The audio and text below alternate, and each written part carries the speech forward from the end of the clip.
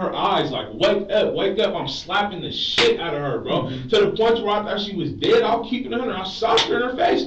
Wake up, wake up. Like, I'm scared. I don't want her to be dead.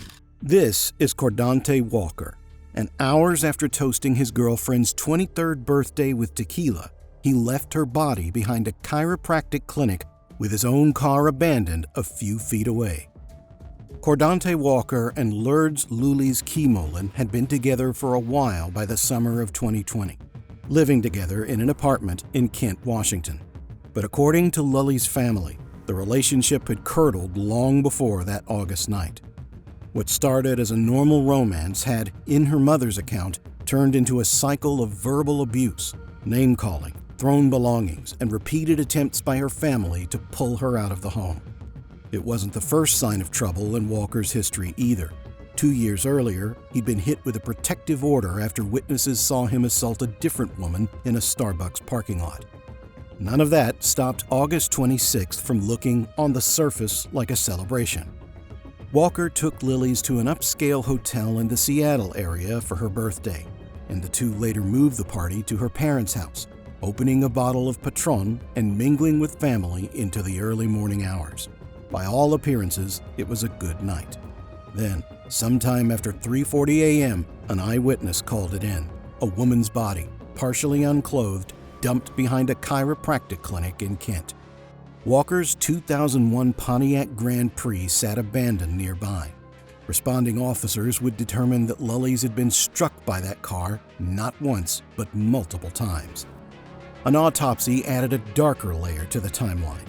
Alongside the impact injuries, Lully had bite marks on her face, a split lip, and a black eye. When investigators eventually caught up to Walker, he'd have an explanation ready for those, one that a medical examiner's findings would directly contradict. By the time detectives sat him down in the interrogation room later that day, they weren't just asking what happened to his girlfriend on her birthday. They were asking why a man who claimed he was trying to save her life looked, in the evidence, like he'd done everything but. Which chair? You're free seat in this one for now. Okay. One in this room? Yeah. Okay. And then any cut out codes? We can probably take them out. Okay. Yeah, just move. Yeah, absolutely.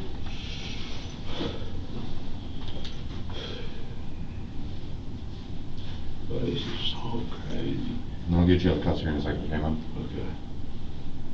I'm about to be single for the rest of my life. That's what this shows me. Period. Like, ain't nobody did shit for me today. All I've been doing all day today is cuffs off. Have them sit in that chair. All right, can you stand up for me, Wilson? Yeah. You ready right now? Yep. Okay. Sorry, I'm just going off the inside. This pen's kind of big. Oh, I lost my earring too? Hey, when I take your left hand out, go ahead and put it on top of your head, okay? All right.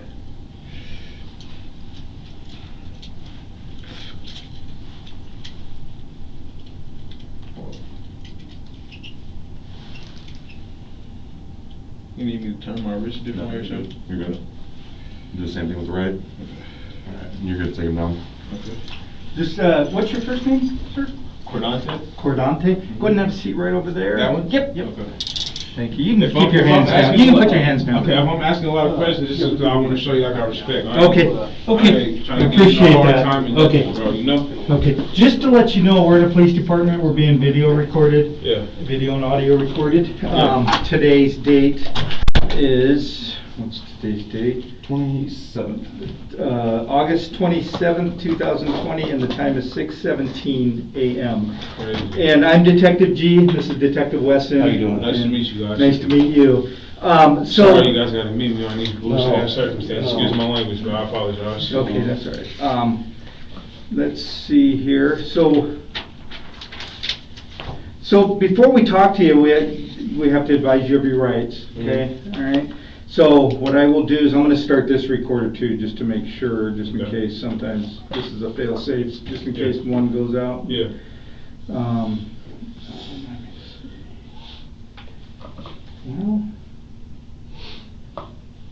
You use my phone too? oh yeah, let's use your phone because I think I'm out of space on this recorder. So. How do you spell your first name? Cordonte. And then what's your middle initial? L, and then my last name is Walker. And then your date of birth? 6/30/97. 6/30/97? Yeah. How old are you? 23. Okay. So what I'll do is advise you of your rights, okay? You have the right to remain silent. Anything you say can be used against you in the court of law. You have the right at this time to talk to a lawyer and have him present with you while you're being questioned. Mm-hmm. If you cannot afford to hire a lawyer, one will be appointed to represent you before any questioning if you wish. You could decide at any time to exercise these rights and not answer any questions or make any statements. Do you understand what I just read to you? Yes, sir. Okay. Having your rights in mind, you want to talk to me? Talk to us about what happened out there? The tape opens not with questions, but with procedure. Cuffs removed, a seat assigned, 2 recorders running as a fail-safe against equipment failure. Walker fills the silence unprompted, joking about being single again, his tone almost breezy for a man about to be questioned in his girlfriend's death. Detectives G and Wesson stay clinical, stamping the date and time before anything else is said. Then the tone shifts. His rights read aloud line by line and his flat, immediate agreement that he understands them. The interrogation is now officially underway. Tell us about what happened out there? Yeah, Okay. I'm gonna be a hunter. I'm not. Okay. People could call it snitching, whatever they want to call it. I don't even care at this point. Okay. So, tell us what happened out there. Listen, sir, this is the 110% truth. Okay. August 26th, which was yesterday, Okay. was my girlfriend's birthday, 23rd birthday. Okay. All day, I really was just catering to her. Mm-hmm. Took her to the mall, bought her birthday outfit, and I took her to Nova Host Bellevue, the Brazilian steakhouse. Oh, yeah, I think I've been there. Yeah, Bellevue? I took her there. Mm-hmm. So at that point, we hadn't really drank like that because I don't do drink and driving. My dad's an alcoholic, you know, Mm-hmm. and he kind of fucked up my feeling with the alcohol. So I Mm-hmm. don't really like alcohol like that. So I was drinking a little bit. Where is this at? At the This is Bellevue. This is at Bellevue. the steakhouse? Mhm. Okay. So we had a good time. I had videos in my phone, wherever my phone is. Had a good time. You know, she dressed up, whatever. We leave. We end up. While we're about to leave, her mom calls her and she's like, you know, you guys want to come to the house? You know, it's your birthday. I want to see you. Mm-hmm. So they go see her at her mom's house. We go over to her mom's house. We're taking shots. Everybody's having a good time. Literally, it's no weird, nothing, no nothing. Well, where's her mom? Where's Her mom probably lives about 5 minutes away where you guys arrested me from. Where I got arrested from. Oh, just right around the corner? Yeah. Okay. So, we go there. I leave because I had to go to my brother's house. He lives right down the street. I had to go to my brother's house to drop him off a shirt because he needed a white t-shirt. And I just was like, I got one in my trunk, so I dropped him off one. Mm-hmm. Then I came back. And my girlfriend was like, I want to go back to my mom's house. You know, they're trying to give me a bottle for my birthday. They're trying to drink with me. It's her mom, her stepdad, her brother, her nieces, her nephews, Mm-hmm. you know? And she was like, are you sure you want to go back there? I wish I would have said no. But I was like, you know, it's your birthday, baby. What do I look like telling you can't kick it with your family? Why'd she ask that? Yeah, she just asked because she was like, you know, are you sure you want to go to my family's house? Are you sure that's something you want to do? You know, because I had took her out, so I guess she was like trying to show me respect too, making sure that it was something that we would both enjoy. Mm-hmm. But I was like, no, that's fine. You know, you go to your family's house, whatever. I'm not going to ever get in the way of you spending time with your family because I'm very family oriented myself. So that happens. To be honest with you, her family is Hispanic. They drink a lot of tequila. They drink a lot. You feel me? Mm-hmm. When it's turn up time. So I'm just hanging with them. I'm feeling it because their family's liking me. They're laughing at my jokes. Blah, blah, blah. Mm-hmm. I end up getting drunk. No, I kid you not. I don't really drink. My dad's alcoholic. I'm not even trying to give you like bullshit details, but it's just details. Right. My dad's alcoholic. That nigga fucked up my whole family with alcohol shit. So I don't really mess with alcohol like that. So he could consider me a lightweight, you know? Mm-hmm. So we're drinking. I don't know where I passed out at. I don't know where I'm asleep at, but I know it was in that household. In her mom's house? Mm-hmm. So I wake up. And when I wake up, it's like everybody's arguing. I don't know how long I was asleep for. I don't know nothing, but I was asleep. I woke up. Her brother was like, "No, fuck that. Blah blah blah." Beefing with her mom. You know, he had got into a fight with her mom's boyfriend. All the shit they fought. All the shit. I'm asleep the whole time. I'm waking up. I'm trying to tell him like, "Bro, calm down. We had a good time." You know, I'm still kind of drunk. I woke up. You know, I'm trying to tell him like, "We had a good time, bro. There's no need to carry that on into today. You know, we're good." So he's like, "Yeah, you're right." And my girlfriend pulls up. She's like, "Come on, get in the car. Get in the car." She's trying to pull off. And I'm like, I'm trying to talk to your brother. I'm trying to make sure he's good. I'm trying to make, because at the same time, his brother had all his daughters and his son, you know? So I'm like, you know, are you good, bro? You need something, you know? I'm trying to tell him, like, don't stress over that shit. Females ain't gonna really understand where we're coming from. At this point, I didn't even know what they were arguing from. I'm just really trying to throw shit out there, you feel me, to try to help him out and calm him down. So I get him to calm down. He's like, "Oh yeah, my sister's about to come back and come get you." Mind you, I never asked for her to come back and come get me. Who said that? Gabe. That's her brother. Gabe asked, or Gabe's told you that her sister's coming? He was like, she's coming back to get you because she left. That's when she was like, "I'm leaving you." She left, pulled off, burnt rubber, all the shit, left me. So she actually left when she said, "Hey, Kate, come get in the car. We're gonna get out of here." Because I had just woke up, but they was all arguing. But me, we was having a good ass time. So I'm trying to figure out, like, if you was to wake up and people arguing, you're gonna try to figure out why everybody arguing. What's her name? Who? Your girlfriend. Your girlfriend. Lurdes, Keymolen. Lurdes, and then Keymolen, Keymolen. Molen? Yeah. That's her last name? Yeah, Keymolen. So I wake up, I'm trying to talk to her, but I'm like, you know what's going on? He really didn't give me too much details. He was just like, you know, I got into it with my mom's boyfriend. We fought. He's telling me the story, and I'm like, damn, like, how the fuck all this shit happened? I just fell asleep. I feel like, you know. Yeah. So we're talking. Then he, out of nowhere, he's like, yeah, my sister's on her way to come back and get you. I'm like, okay, that's fine, cause I want to go to sleep anyway. You know, I'm a lightweight, so I want to go to sleep anyway. Yeah. So she comes back and gets me. She's like beefing, had an attitude from the jump. Like, you feel me? Like, before she left, she's like, come the fuck on, I'm about to fucking leave you, blah, blah, blah, blah, blah, and all this other shit. I'm just like, if you want to leave, leave. You feel me? I'm trying to make sure your brother's good, because at the end of the day, if I'm with you as your boyfriend, whatever, I want to take you serious, nigga. That comes as part of me messing with your family, make sure your family's okay, not just you, regardless of you being your brother or not. So she comes back and gets me. We're driving. Mind you, her mom only lives a good 10 minutes away from our house. Me and my girlfriend's house, we live together. And my mom, my biological mom, she's in Vegas. She gets back tonight at 11 o'clock. We all live right there next to each other. That's why I moved to Kent. You know what I'm saying? So we're all right there. Whatever my mom needs help with, I can help her with. So I can't really tell you how the argument started, but it was like, I'm like, you know, what are you mad for? What are you beefing for, you know? And she's just like, you don't get it. My brother was fighting my mom's boyfriend, and I'm like, okay, what's that? Is this at the house? No, this is while we're in the car. So you guys got in the car from the house there? Yeah, from her mom's house. What time was that about? I really don't know. I can't even tell you no time, because I don't want to make it seem like I'm lying to you. Okay. I really don't know. So you guys were in the car? Yeah, like I really passed out, and I woke up in like 5 minutes into me being awake again. I'm in the car already on the way. So she had already left and then came back. She left me. Told me she was leaving me. Was like, I'm out of here. Blah blah blah. You want to talk to my brother? Fuck you. I'm out of here. Bye. Hit the gas all the way. She's burning rubber, pulling off on me type shit. I didn't call her. I didn't text her. I didn't nothing. I didn't give her no hard time. You want to act like that? That's fine. You act like that. And this is exactly why, this reason right here is exactly why I let her do her, so I wouldn't be in this situation. So she ends up leaving. Her brother's like, oh yeah, she's coming back. After we're sitting there talking, he's like, yeah, my stepdad had me fucked up. We just fought, blah, blah, blah. I'm like, damn, how did all this shit happen? I didn't seem like I was asleep that long, you know? He was like, bro, I don't know, it just happened, you know? And I was like, damn.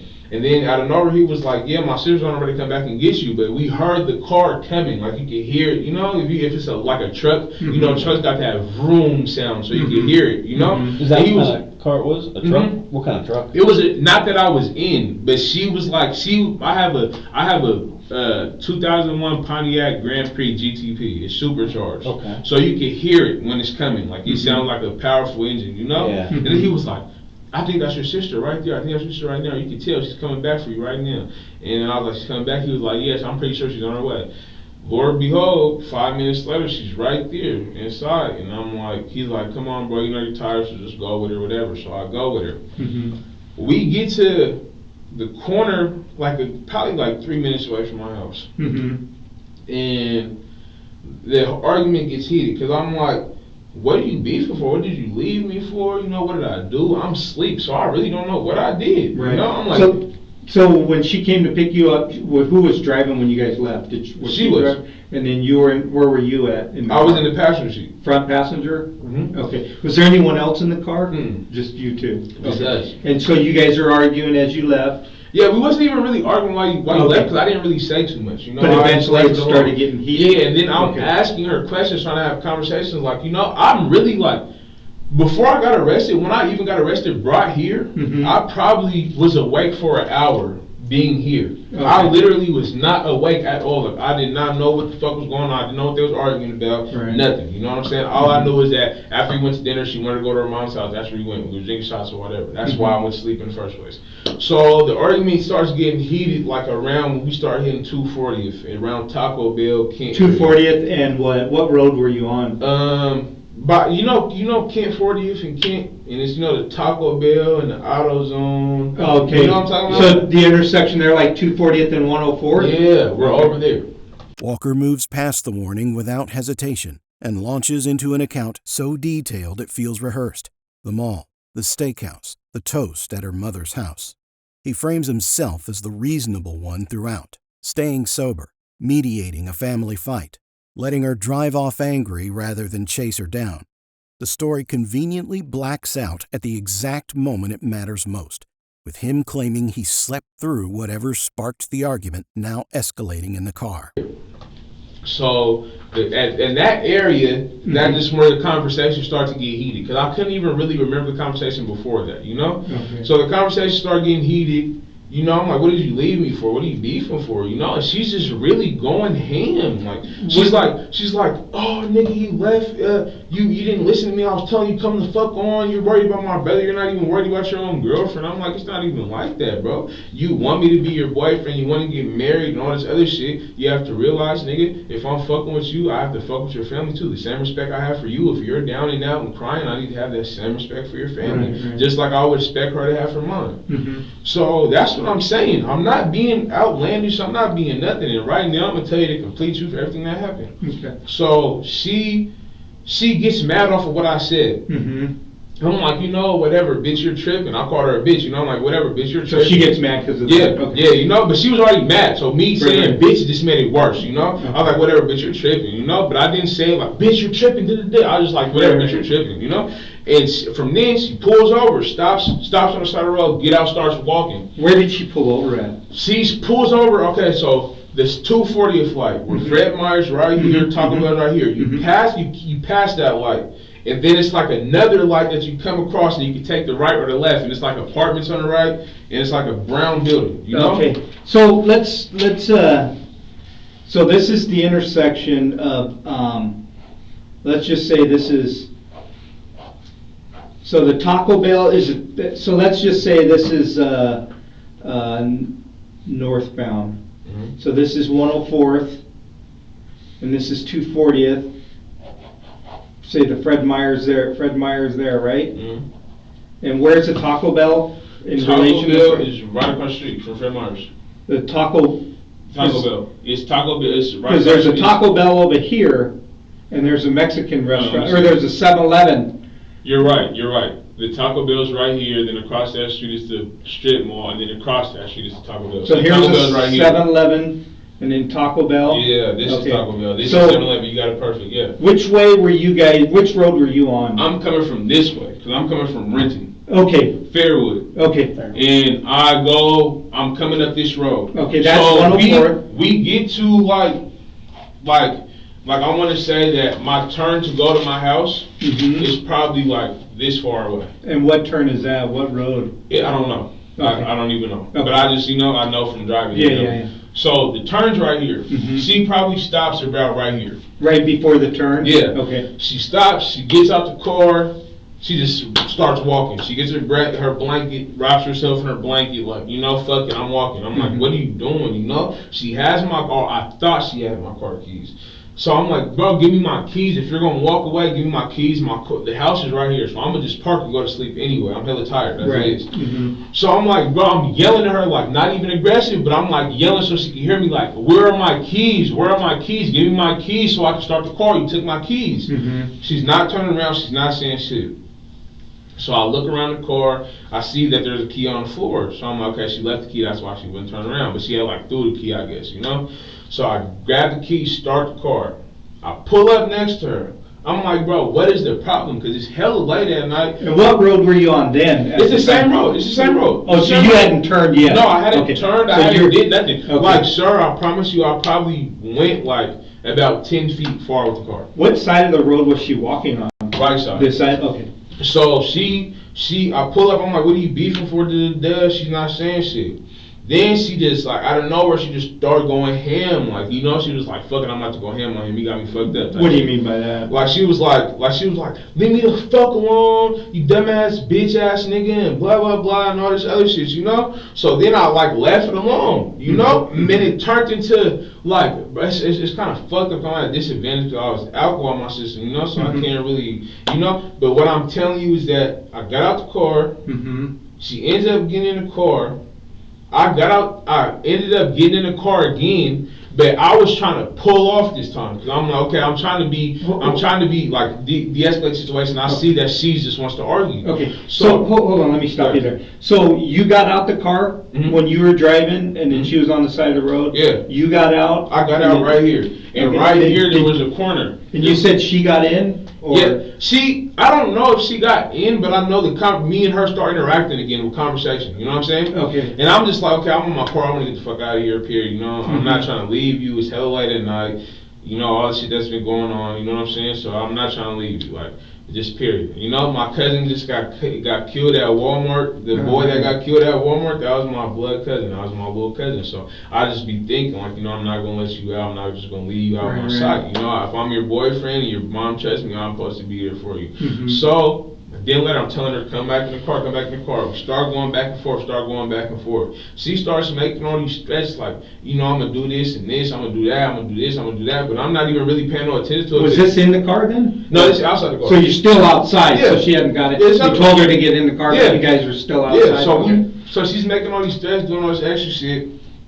You know, I'm like, you know what, fuck it, I'm out of here, you know? I'm not going to sit here and argue with you. My house is right across the street, I'm going to go home and go to sleep. That's what I didn't say all that, but that's what I was thinking. Like, you know, fuck it. And she lives there with you? Yeah, she lives there with me. So I get in the car, and when I get in the car... Does she get in? I know. Okay. I'm trying to skirt the fuck off before she gets in the car. Because you know how girls are in high school around the age. They argue with you and be like, leave, leave, leave. And then as soon as you actually start to leave, oh, come on, don't leave me. Or, you know, they want to hop in the car. They want to call you and be like, oh, I'm sorry and shit, you know?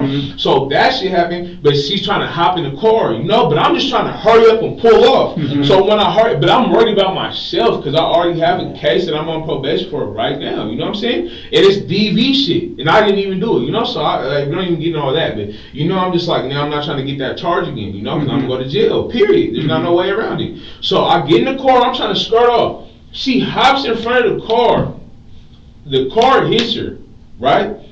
A random person, I don't know where the fuck they came from. I don't know, I really don't know even when they came in the picture.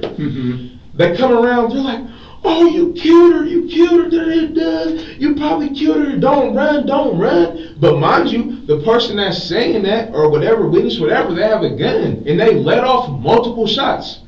You know what I'm saying? So, I'm like, I didn't want to leave her. When she got in front of the car, I felt bad. I didn't want to leave her. I love her. That's my girlfriend. So I get out the car. I'm trying to pick her up to take her in the car so I can take her to the hospital. You know? The dude's like, don't fucking touch her. Don't fucking touch her. I didn't look at him one time. All I was worried about is her. So I couldn't even tell you what the dude looked like. But all I'm saying is that I know he had a gun out because he was like, I'll fucking shoot you. And I'm really not saying nothing to him. Like, I'm just, the only thing I said to him is, bro, I didn't try to hit her. She's trying to stop me. She hopped in front of the car, you know? He goes, don't grab her, don't pull off, I'm calling the police. I'm trying to grab her just to get to the hospital, you know? I'm grabbing her. While I'm grabbing her, he lets off a good 2 shots. Boom, boom, like a warning shot. I got shot in my shoulder in December. I have the scar right here. So that's like, you know, gunshots just don't sit well with me. You know what I'm saying? So he starts shooting. It made me more of in a rush. Like, oh yeah, I'm about to get her in the fucking car. So I grab her, pick her up, put her in the car. At this point, it's like she's like a dead body, just a weight. Like, you know, a dead weight. So I throw her in the car.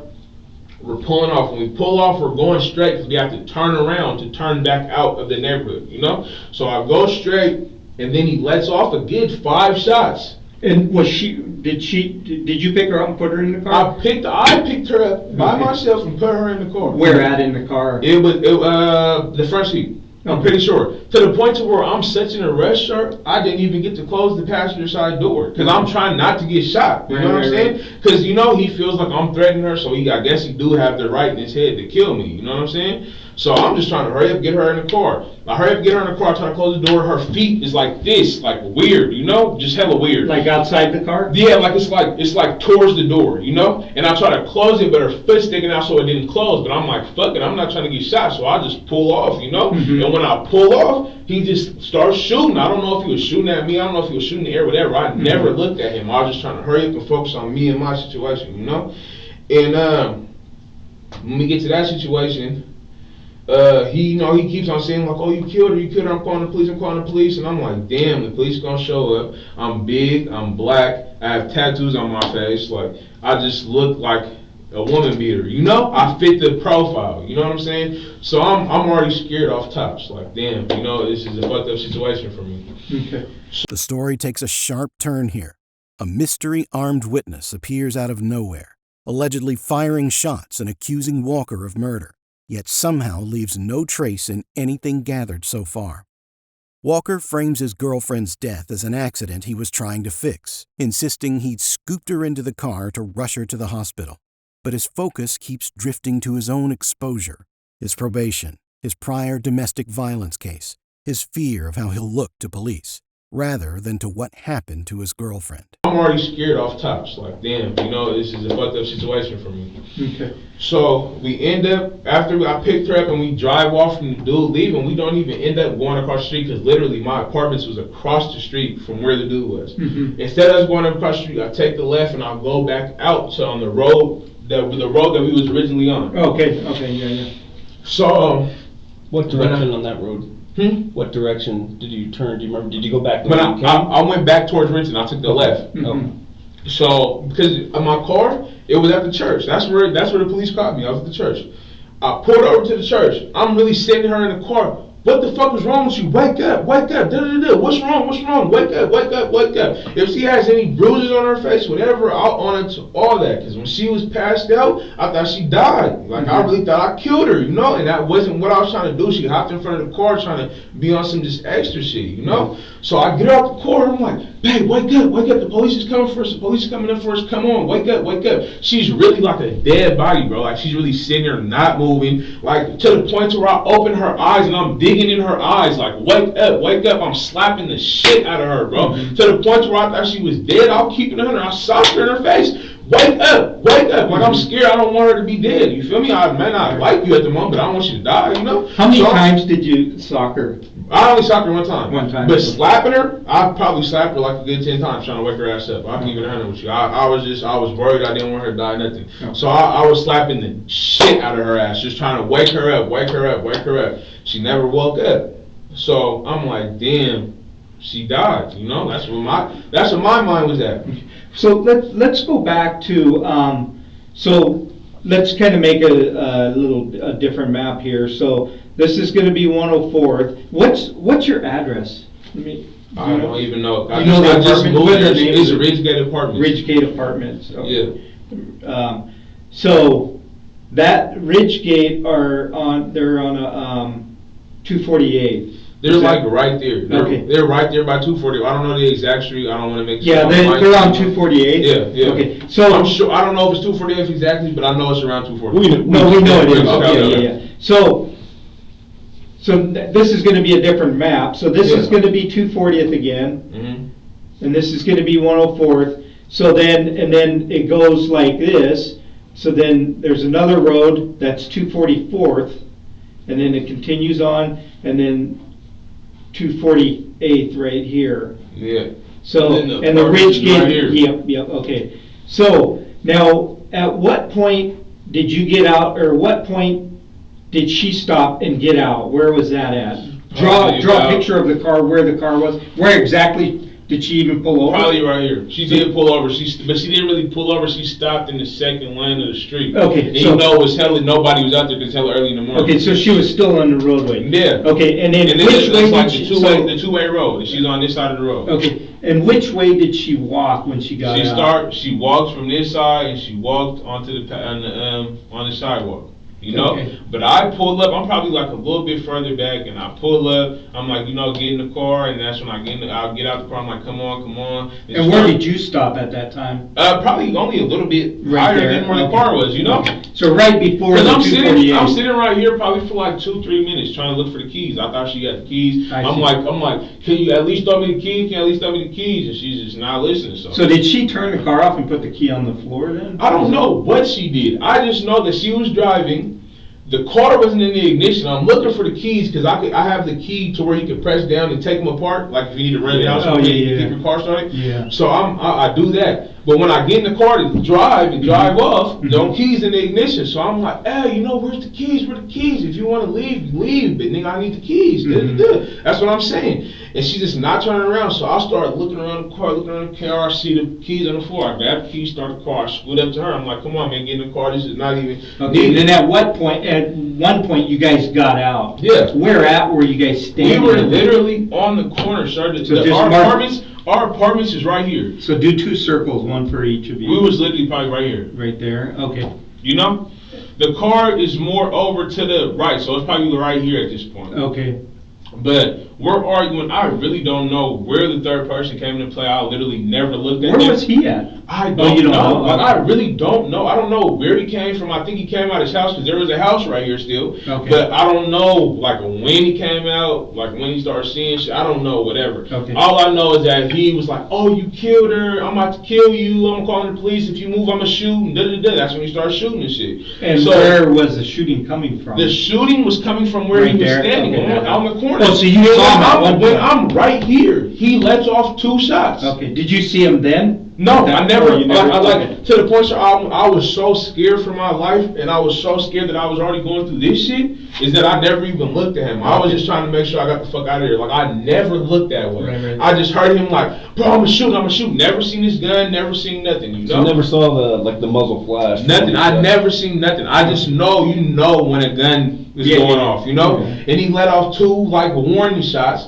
And then as I'm going more down the street, because it's like when you go down the street, it's like a U-turn, you know, like a cul-de-sac. So we got in the car. I picked her up from her being passed out or fainted. Where did you pick her up at? Right here. Right there, okay. Right here. I picked her up. I dragged her in the car. I proceed to go like this and turn around. When I'm proceeding to Oh, wait, hold on. Was this the time when she walked in front of the car and then? Yeah, okay. No, but what I'm talking about is, did you guys eventually both get in the car at one point? Yeah, but the only time she got in the car, both of us, is after I dragged her in the car. Okay. I didn't know if She didn't do it. Like on her own. honestly, I thought she was dead. I'll keep it 100. I thought she was dead. I didn't know what the fuck was going on. So I didn't know nothing. what- So I just wanted to I dragged her in the car, tried to get her in the car, and I was going straight to Valley Medical.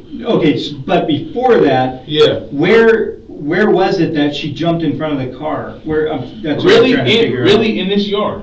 In But this- it's like weird because I don't know if she did it on purpose, whatever. But there's a tree right here. Mhm. There's like a tree. You know, like when somebody has a nice yard, they got the one tree Mhm. just right there. Mhm. And she had a tree like that, and it was like she was trying to hide behind the tree, but she kind of like overguessed herself and went straight in front of the car to the point where I just ran over the car.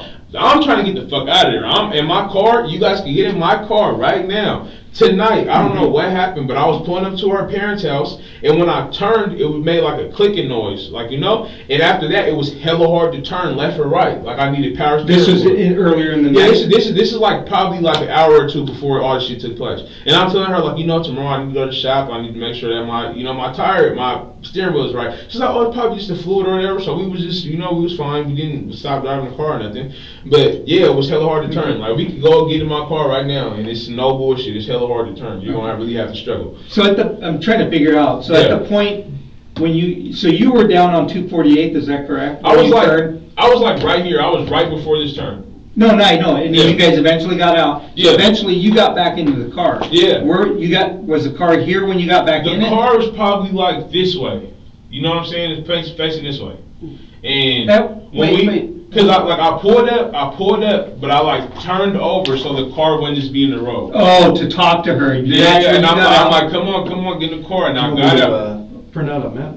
Yeah, Google Map. Yeah, just that way it'll be. Yeah. Then I got out. I'm like, come on, get in the car, whatever. Come on, get in the car. She's not going for it. And then I try to pull off. She hopped in front of the car. I hit her. But when I hit her, I don't pull off because that's not what I was trying to do. Right. I get her in the car. I'm going to take her to Valley Medical Center. It's like, it's just too much. The whole time it was too much. I was not trying to do none of this shit, you know? So he lets off the 2 warning shots. Then when I go, he lets off like 5 more shots. Literally 5 more shots. Mm-hmm. And when I come back around, I'm speeding. I'm trying to take the left and I pull into the church, you know? Because I'm trying to like make sure she's alive. Where's the church at? The church is probably right here. Right here.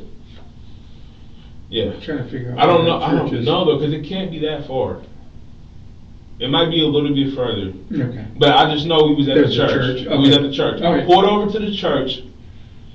I didn't even really park properly. I just pulled up on the curb to the point where my car hit the bump. I pulled up on the curb like in the parking lot. At the church? Yeah, Okay. and I'm like, I go over to her door, I'm like, wake up, babe, what's wrong with you? You know, like, what's wrong? I was hella scared, I didn't know what happened, you know? So I'm like, what's wrong? She's really not moving. I drag her out the car, and I'm like, wake up. And that's when I start smacking her and all that shit, like, you know, wake up. Like, I didn't want her to die. I'm not trying to kill you, nothing. Like, I don't want this shit. It's her birthday. Yesterday was her birthday, you know? So I'm like, you know, I'm slapping her. I'm like, wake up. She don't wake up. You know, I'm like, the police is coming. I hear the sirens, all the shit. And I'm just in my head like, you know what, I'm about to go to jail. I know I am, because look how it looks, you know? And then I go, she's laying down. I'm probably trying to wake her up for a good 5 minutes. She's going down. She don't wake up. She don't even move, don't budge, bro. And then I go and I sit in the sticker bushes. I'm looking for my phone, trying to call my mom. Like, Mom, I don't know what the fuck to do. I'm in the. Did you ever call your mom? No. Oh, okay. Detectives shift into forensic mode here, walking Walker street by street through a map he's redrawing on the fly, a technique that tends to expose invented details faster than open narrative does. His account of reviving her lines up almost too neatly with injuries investigators will already know about. Repeated slapping, digging at her eyes, describing her as limp and unresponsive. And notably, faced with what he believed was a dying girlfriend, his instinct wasn't to call 911, it was to call his mother. You ever call your mom? No. Oh, okay. So, I didn't even know where my phone is. I don't even know where my other shoe is. Oh, yeah. So, what happened, man? I hopped that fence. And then the police is passing by because they already got calls of the gunshots and all that shit. Mm-hmm. So they're pulling by and they see me. But when they see me, I just put my hands up because I don't have no reason to run. I'm not, like, I literally do not do shit. You feel me? Like, I'm not trying to cause no problem. I'm not trying to cause, you know, bullshit with the police. You can even ask the people that handle me. I was asking them over and over again, like, can I do this? Can I do that? Mm-hmm. You know? Mm-hmm. I'm not trying to give you a hard time because this is the last place I want to be. Right. So I do that. They see me. They come get me. And when they come over, at this time, I'm just crying in tears because I'm just so scared. I'm like, man, I know how it looks, bro. I didn't do nothing. Like, literally, you know, I'm just crying. I'm like, I know I'm about to get charged for some shit I didn't do. At this point, I'm thinking she's dead. So I'm like, damn, they're going to charge me with murder, homicide, whatever. You know, it's just hella shit's going through my head. So I'm crying to the police. It's going on and on. They're like, it's okay, you know. All we're going to do, you're not even under arrest. We're just going to put the handcuffs on you so you can talk to a detective, And I'm just like, nah, man, this is fucked up. Because look at what situation I'm in. I didn't even do nothing, you know. So I'm trying to figure out, like, so when you pulled over and you got out, and she was already out, so you came over here to talk to her. Yeah. And when you got back into the car to take off, she was around the same area. Where was she at? She was around the same area. Like, we can say the trees right here. Mm-hmm. You know what I'm saying? So was she... I walked back in to get in the car, and it was too much work to turn left. It was like I was going to go off the curb. I didn't want to do that. Okay. So I just went straight, try to go like this around to the street that was right here, the neighborhood street. And she decided to step over on the other side of the street, so I hit her. That's when, before I even get to the street, I'm probably like right here. I get out, get her in the car, the dude fires the two warning shots. Okay. So there's, how big is it a pretty big tree? I don't know. I just know it's a tree. It was dark outside. I was arguing, so I really can't do. So at the time you started taking off, was she over here? And then she was right there on the other side of the tree. She was right there on the other side of the tree. On which side of the tree? This side. This side? Yeah. And then you started going around the other side of the tree? Like this. Okay. And he was like, oh, you probably killed her, and I'm calling the police right now, and all that other shit. So that's why I pulled off. I wouldn't even have pulled off if you would have never shot no shots. So get her in the car, get into the shit. The police come, I have my hands up, I'm telling them, whatever, I'm telling them what's going on, all the shit. And then they really bring me here. And like, bro, I'm telling you, everything I done told you on my daughter is the truth. Like, I have no need to lie. So when she was hit by the car, yeah. What, did you continue going? No, I stopped. You stopped? Okay. I stopped. And I don't know exactly, how I stopped or whatever, but I know I stopped. What part of the car did she? The front. Which part? What, left front, right front? I don't know. You don't know? No. Okay. But I know she hit the front area of the car. Mm-hmm. I get out, getting her shit back in the car. I'm trying to get her back in the car, trying to take her to the hospital. The dude's just talking about, oh, you probably killed her. I'm about to shoot. And that's when he shot the 2 warning shots. And then when I finally got her in the car, the door didn't close. When I'm pulling off this way, he shot like 5 times. Was one leg sticking out, or both legs, or? She wasn't even really sticking out. It was just like her legs was kind of like the threshold of where the door closes. Oh, yeah, it's right there, right so there. it can't close all the way. Okay. So it's like her legs right there, but it's not sticking out. It's just like the door's open. Yeah, I get it. So I get her in the car like that, and I get her across the street, and all the shit I told you, I just got out. I thought she was dead. I was slapping her like, wake up, the police is coming, She just would not. She did not respond. No responses, no blinking, no nothing. When you picked her up, where was she at in relationship to the car? The car was right here at this point. Mm-hmm. Right by the tree. She was really right here, like on the right side, a little bit to the right side. That's how I know I didn't really boom. Yeah. I stopped, boom, got out, grabbed her, put her in the car. It wasn't I ran her over type shit. You know what I'm saying? Right. So she was just on the right front of the car, or kind of on the right side of the car. Yeah, and I pulled her in, got her in the car, and it really turned into this. I got arrested, and I went to jail, and this is. Let's see. I had some questions that I wanted to clarify.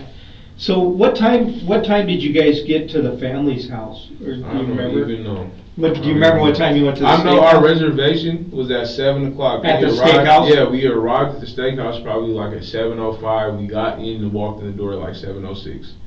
But other than that, I don't know. I'm not sure about what time we left. Okay. But I know they closed at 8, so it probably was a little bit after 8. Okay. So they were closing at the time? At 244th, 248th, Ridgegate Apartments. Oh, okay. All right. So here's 104th, here's 248th, and then there's the Ridgegate. Where? Right here? Yeah, those are the Ridgegate apartments. So it is, I can't tell you, but it is one of these houses. One of these houses right here. Oh, okay. Okay? And one of these houses have a tree in front of it. And this is weird. And this is one of these roads, I think it's this one, because this one looks kind of longer. But this is the road that I went down, and I turned back around, and then he had shot all them shots at me, Okay. And then which way did you go when I left? Yeah. I went this way, and then I went this way, and this is 104th, and this is 248th. Yeah, so I went into Fred Meyer's over this way? Yep. Yeah, so I went this way. Okay. And I went to a church. Okay, on this side. Yeah, on the right side of the road. Okay, all right. And I just stopped. I wasn't really trying to run or evade the police. I was scared. Right, You know, that's really all it was. I was just scared. That's why I got out and I was slapping her like, wake up, wake up. Like, she didn't give me no signs and no response. Like, not a blink, not a nothing, not a moan, not nothing, you know? So I'm like, fuck, she really died or something. I didn't know. So now, when you got in the car and then you wanted to take off, how far were you away from that tree? When you initially got in and started, when I first got in? Yeah, when you first got in and started far. taking off. Not far. How? Oh, I'm in that yard. I'm in the yard. Like, I know it's all close proximity. It's not far at all. Like probably 10, 15 feet? Yeah, probably not even that. Not even. Like, it's the tree's right here. Like, you know? Mm-hmm. I'm in the car, the tree's right here. And as soon as I start going, I have to turn to not hit the tree. You know what I mean? So was your front of the car was the tree right in front of your car? Pretty much, yeah. And then you turned. And I had to turn like toward the right and whip around for her to go like this. Okay. But when I went like this, she hopped in front of the car, got hit. I get out and drag her in the car. Okay. So I'm trying to figure this out. So the tree was there, the car was there. Where was she at? How far was she away? She was like on the other side of the tree. Like, she's kind of in front of the tree, and it's like when I start going, she kind of stepped out more. I don't know if she meant to step out in front of the car. I don't know if she thought I wasn't really gonna leave her. I don't know what she thought, but she like stepped towards this way, where in the pathway where I'm going, and that's how she got hit. And that's why I stopped. Got her in the car, and the whole time I never looked at him. But he was like, I'ma shoot you. You probably killed this girl, I'ma shoot you. Before I even got her all the way in the car, he shot 2 shots. So was he out there before you hit her? I don't know. I don't even know where he came from. But did you hear him yelling at you? I didn't hear no yelling. Only the first time I heard him talk was when he was talking about, "Oh, I'm gonna shoot you," and I'm gonna shoot. After. That's like as soon as after the car made contact with her, I get out. I'm trying to help her. The car, I wasn't going hella fast. It wasn't no dramatic shit. It wasn't nothing. How fast do you think you were going? At the max, I'm gonna say. At the max. So when I got in the car, I just try to press the gas and get out of there. Like you motion with your hand, like I you stopped on it. I got in there, got out of there, but. When I press the gas, we're not going no faster than 10 miles per hour. Were the tires spinning? No. So were you in grass or were you on? We was in grass. Okay. So the tires probably did spin. I don't know, but I just know that I wasn't going no faster than 10 miles. Okay, but you motioned with your foot, like stomping on it. Yeah, I was like, it wasn't stomping, but it was more like a pressing hard so I could get out of there real quick. Like, you know, so I could spin around and just get out of there and it'd be over. Would you describe it like a quick acceleration? Yeah, like quick acceleration, yeah. And then she got hit, I got out the car, grabbed her, the dude's talking about he's gonna shoot me, all that shit. I never even looked at him because I'm already paranoid, like, damn, if I'm gonna die, you know? And I just put him in the car and I went to the church, and that's when I got out, and when the police seen me, I didn't run. Physical detail starts working against Walker's version rather than for it. He admits to a hard, sudden acceleration in a grassy yard, then immediately backpedals to a slow, controlled 10 miles an hour, the kind of walkback that surfaces when someone realizes what they just said. His narrative keeps shifting the moment of impact onto her. She stepped out. She wasn't sticking out. She may have meant to move into his path. It's less an account of an accident than an argument for one. I didn't run. At what point did you start... Because you said you slapped her a bunch of times. Yeah. At what time did you start slapping her? Was that like right when you got her in the car? No, I got her in the car. We went to the church. I pulled up on the ledge, and I'm the whole time on the way to the church. I'm like, babe, what's wrong, babe? And she's not saying nothing to me. So then I get her to the car. I pull out the car. And you know, I'm just trying. Like, what do you mean you get her to the church? I mean, I not get her to the car. I go to the car. I get her out the car. You know what I'm saying? You get out. Yeah, I get out and I go around and I go to the passenger side, get her out the car and lay her on her back. You know, and I'm like pressing on her chest, like, you know, what's wrong? Wake up! Like, you can't do this. And I'm really begging her, like, wake up. I'm crying like hell hard, you know. And she's just not waking up. So I'm like, fuck you. And I just start slapping her. Wake up. Where at? Wake up. Where am I slapping her?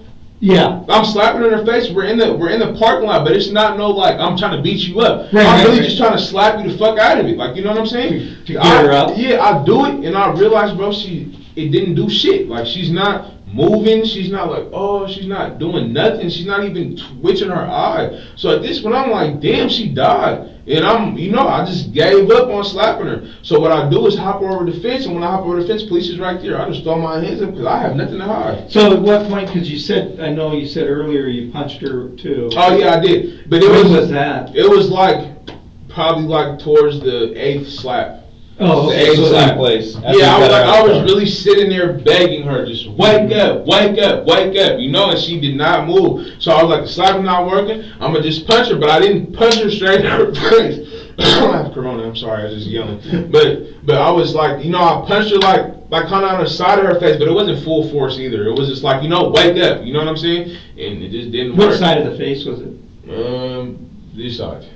Her left? Yeah. So with your right hand? Yeah.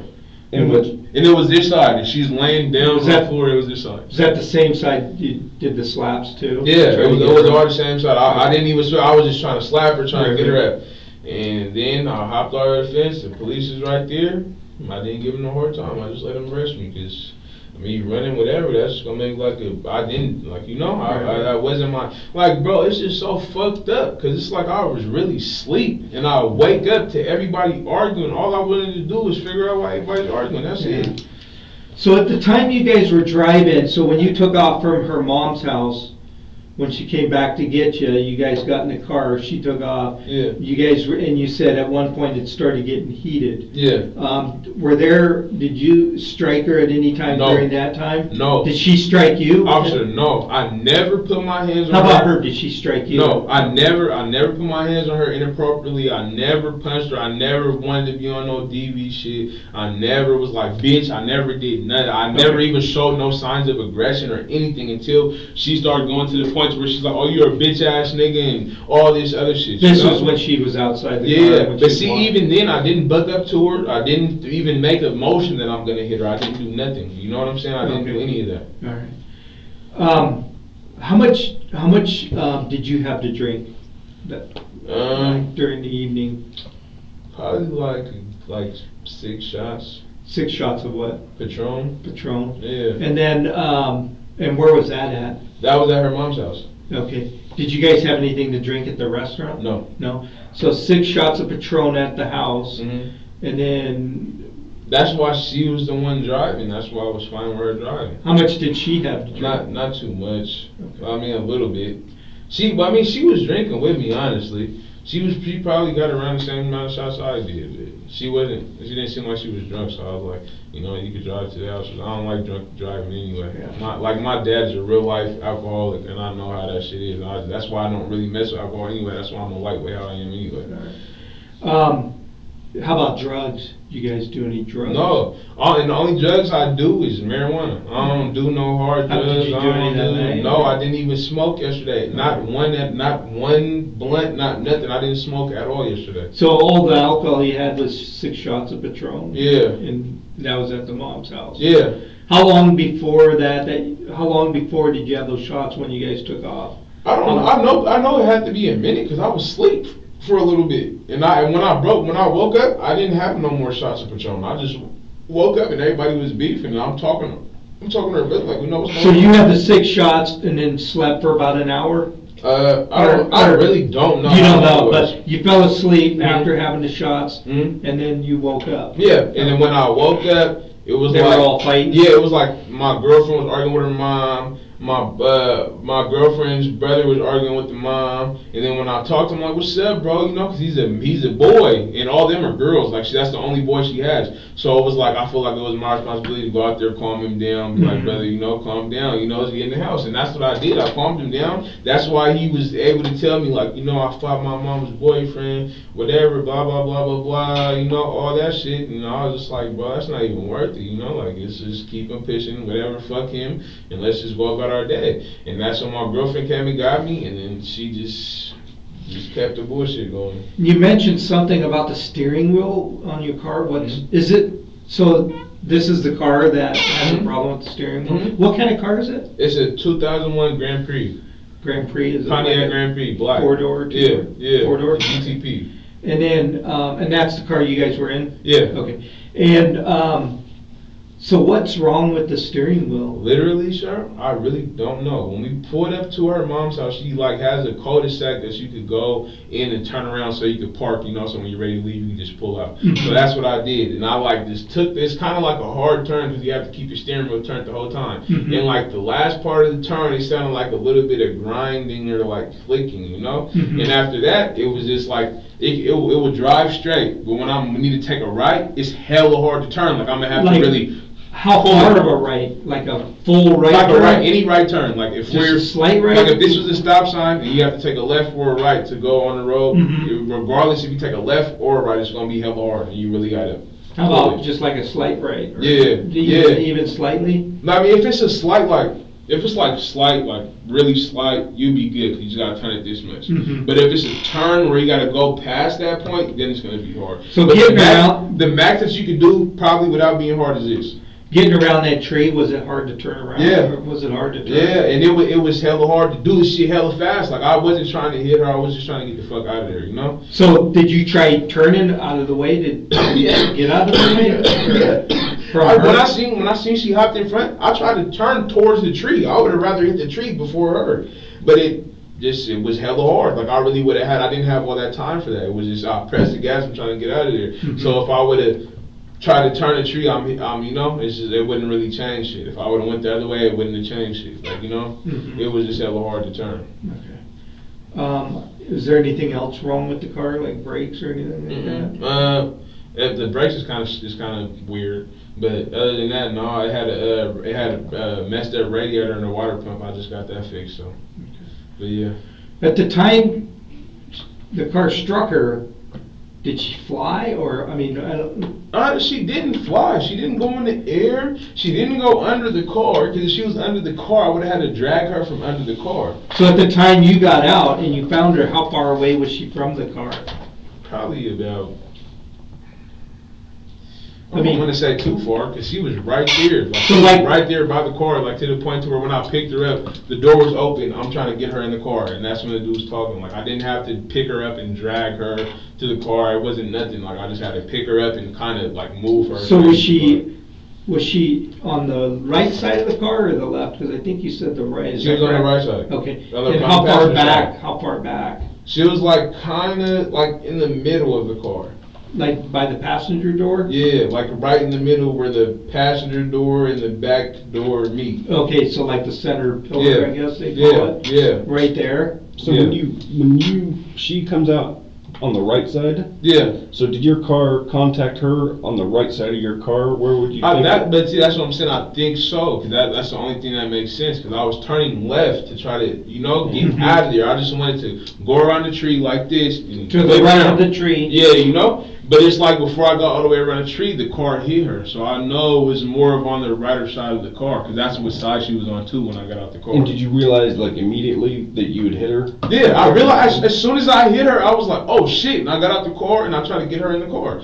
But it was like, I could only do so much. Like I would have got her all the way in the car. But if you have somebody telling you they're about to shoot you and all this other shit, you're not, you know, you're just trying to hurry up and get her to as best you could be at the moment, you know? And that's all I did. I just got her to the best I could be at the moment. I tried to close the door didn't close. I just got in the car and still pulled off. And I might have missed this part, but so after you strike her, you're trying to make that left or pull out left. Yeah. She hit somewhere probably near the front of your car. Yeah. The escalation is quiet but telling. Slapping becomes punching, and Walker still frames it as effort to revive her rather than violence. His count of blows shifts mid-story, a small inconsistency that tends to surface once someone relives a version rather than a memory. He's also careful to deny any history of hitting her at all, despite family accounts suggesting otherwise. Meanwhile, the steering wheel malfunction lands conveniently, a built-in excuse for why he couldn't simply steer around her. Out left. Yeah. She hit somewhere probably near the front of your car. Yeah. He said he pulled around right of the tree. Right of the tree. Yeah, like this. Yeah. Like the tree's right here, I went like this. Yeah. I was trying to go like this. And so you're going around the right of the tree. Where was she when you hit her? The tree's right here, she was probably like right here. Okay. So as you're pulling around the right side of the Yeah, tree. she steps out and boom, I hit her, and then I Okay. hop out the car and I try to put her in. And so when you got out of the car, so you stopped immediately upon hitting her? I stopped immediately. Like it wasn't me trying to hit her, me being as mad as I was, No. nothing. I didn't want to cause her no harm. Like I literally, as soon as the car made contact, I stopped, got out the car, tried to get her in the car, take her to the valley. And But you know, when you got out, she was on the right passenger side of the and car? then I know for a fact the guy or whoever he was on the right side, because you could hear how close he was. Like he was right next to me, but I never paid him any attention, never looked at him in his face, nothing. You All I just was focused worried on about her. was her, because I'm like, that's not the plan. Like, So you know, when you and hit bro, her- at that point, I was only awake probably for 10 minutes. Yeah. So it was like, this is too much shit going on right now, like, you know? And, bro, man. So you weren't going fast enough to where when you hit her, you would driven past her. So you're saying when you stopped the car, when you got out, she was still next to the Yeah, car, the right yeah. side of the car, somewhere Yeah. near between the front and the rear passenger door. Yeah. How far away was she from the car? Not far at all. I didn't really have to drag her to the car to put her in. Okay. It was really like I'm picking her up and I'm moving her to the car. Like Okay. it's right there. You know what I'm saying? Yeah. It wasn't really no trip or no. Okay. And it didn't feel like you ran over her? No. Did she, were your windows rolled up or down? With that car, my windows, all the windows are pretty much broken. The driver's side door, it slides down by itself. You have to slide it back up. The passenger side door, that's the only door that rolls up and down. The back side door, that window gets stuck and it'll go down by itself. And it's So just were the sitting. windows down? in I your windows? really don't know. I didn't pay no attention to the The windows. reason why I ask is when you were leaving, did you hear her say anything? Mm-mm. No, she didn't yell anything or anything like that? No, I never heard her yell anything. The only thing I ever heard from anybody was the gunshots and her yelling, beefing. But that was before all that shit even took place. But like other than that, nah. Like I didn't try to dodge the police. I didn't try to run. I didn't try to give nobody a hard time. I've been cooperative with the police since I got arrested. So you were at the church with her and you kind of tried to get her up and she was on the ground. You got her out of the car, put her on the ground. Yeah, I'm literally dragging her around the church. Like I'm bringing her wherever I go. What do you mean? Like when I say dragging her, like I get out the car, I go to her side, I get her out the car, drag her in the grass, like that, wake up, wake up. Okay. You know, I'm looking around like, damn, is anybody out here to help? You know, Well, nobody's out there. So when I'm saying I'm looking for people, so I walk towards the gate, but I have her hand in my hand, you know. So if I walked away, I wanted her to be right with me. I just didn't want to leave her out in the street or leave her. So out you were in the dragging gate. her as you were walking? Yeah. So if I was like, cause the gate's right here, The we're gate's like in the what? back of the church. Oh, okay. You Like know, in the parking lot? Yeah, we're in the back of the church. My car was like, it wasn't even parked properly. You know what I'm saying? So I just dragged her in the grass. I'm trying to wake her up. She didn't wake up, and I'm like, fuck, I need some help. So I'm going to look for some help, and I walk probably 4 or 5 steps away And you're from walking with, No, not yet. Okay. I walked 4 or 5 steps away from her. I'm like, I'm not about to leave her. So then I go back, I drag her to where I'm at, and I let her go, and I'm looking for help. Like, somebody help me, but nobody's around, you know? You didn't see so anyone? then nobody, all I see is sticker bushes. Like, bro, to the point to where I hopped the fence. This is why I have blood on my side. This is exactly why, because the sticker bushes was hitting me everywhere, but I wasn't even worried about it. I'm just trying to figure out how the fuck to get myself out of this situation. So I go in the sticker bushes. I know I can't drag her in there, so I leave her on the other side of the fence. Then I hop back over the fence, and then I drag her to the front towards the house, towards the front of the house.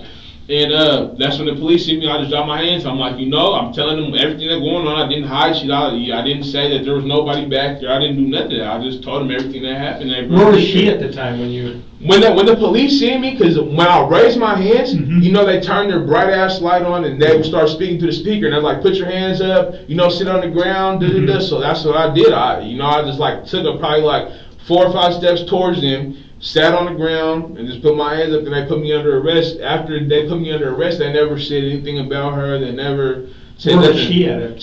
She was in the backyard of the church still. Oh, okay. Because that's the only reason why I even hopped in the front. Because I was just trying to wave down cars like, I need help, And it was the police, and I was like, fuck it, I have no reason to run. So Why didn't you call 911? I didn't know where my phone. I still don't know where my phone is. Oh, okay. Right now, I still don't know where my phone is. I don't know where my shoe is. I don't know where my phone is. I don't know where nothing is. All right. And let me go back real quick. So after you hit her, when you get out and you start talking to her, hey, Are you okay? Do you see, is she injured? Can you tell if she's hurt? No, it wasn't, she was not bleeding out her mouth. It wasn't no, like, immediate damage that you could peep. There wasn't no scratches on her face. You couldn't tell that she was No, hurt? like, if I was to walk up and see her laying there, you would just think she passed out. Like, you know, like, it didn't look like she was harmed. Hell, it didn't look like she got her ass beat. Didn't look like nothing. Like, she just So looked no, like, like, visible injuries? no visible injuries. When you saw her, was she standing at the time when she came around the tree? Was she standing or? Yeah, she was standing. Okay. Yeah. All right. And then when I got her in the car, she was laying on the floor. And she didn't say shit. She didn't say anything like, oh, why did you hit me? You know, like nothing. She didn't say any shit. So the dude was just like, oh, you killed her. I'm calling the police. He was like, don't move her. I'm going to shoot her. Don't move me. That's when he started shooting. He shot the 2 warning shots. And then the last shots when I pulled off, I know them shots was toward the car because you could tell. You know? Did they hit the car or? No, I don't think so. I don't think so. When the car hit her, what kind of sound did it make? It didn't really even make a sound. It wasn't like a violent hit. Like, it wasn't like a violent, like, boom. It wasn't one of them. It was like I just started to accelerate and the car hit her, you know? So it couldn't have been like no damaging, I'm breaking your spine or all that shit. You know what I'm saying? Like, it was just, as soon as I hit it, that little jolt from when you press the gas, that's the pressure that hit her, you know? And that's when I got out the car and tried to get her in the car. At the time the car hit her, how far were you at the time? Like from her?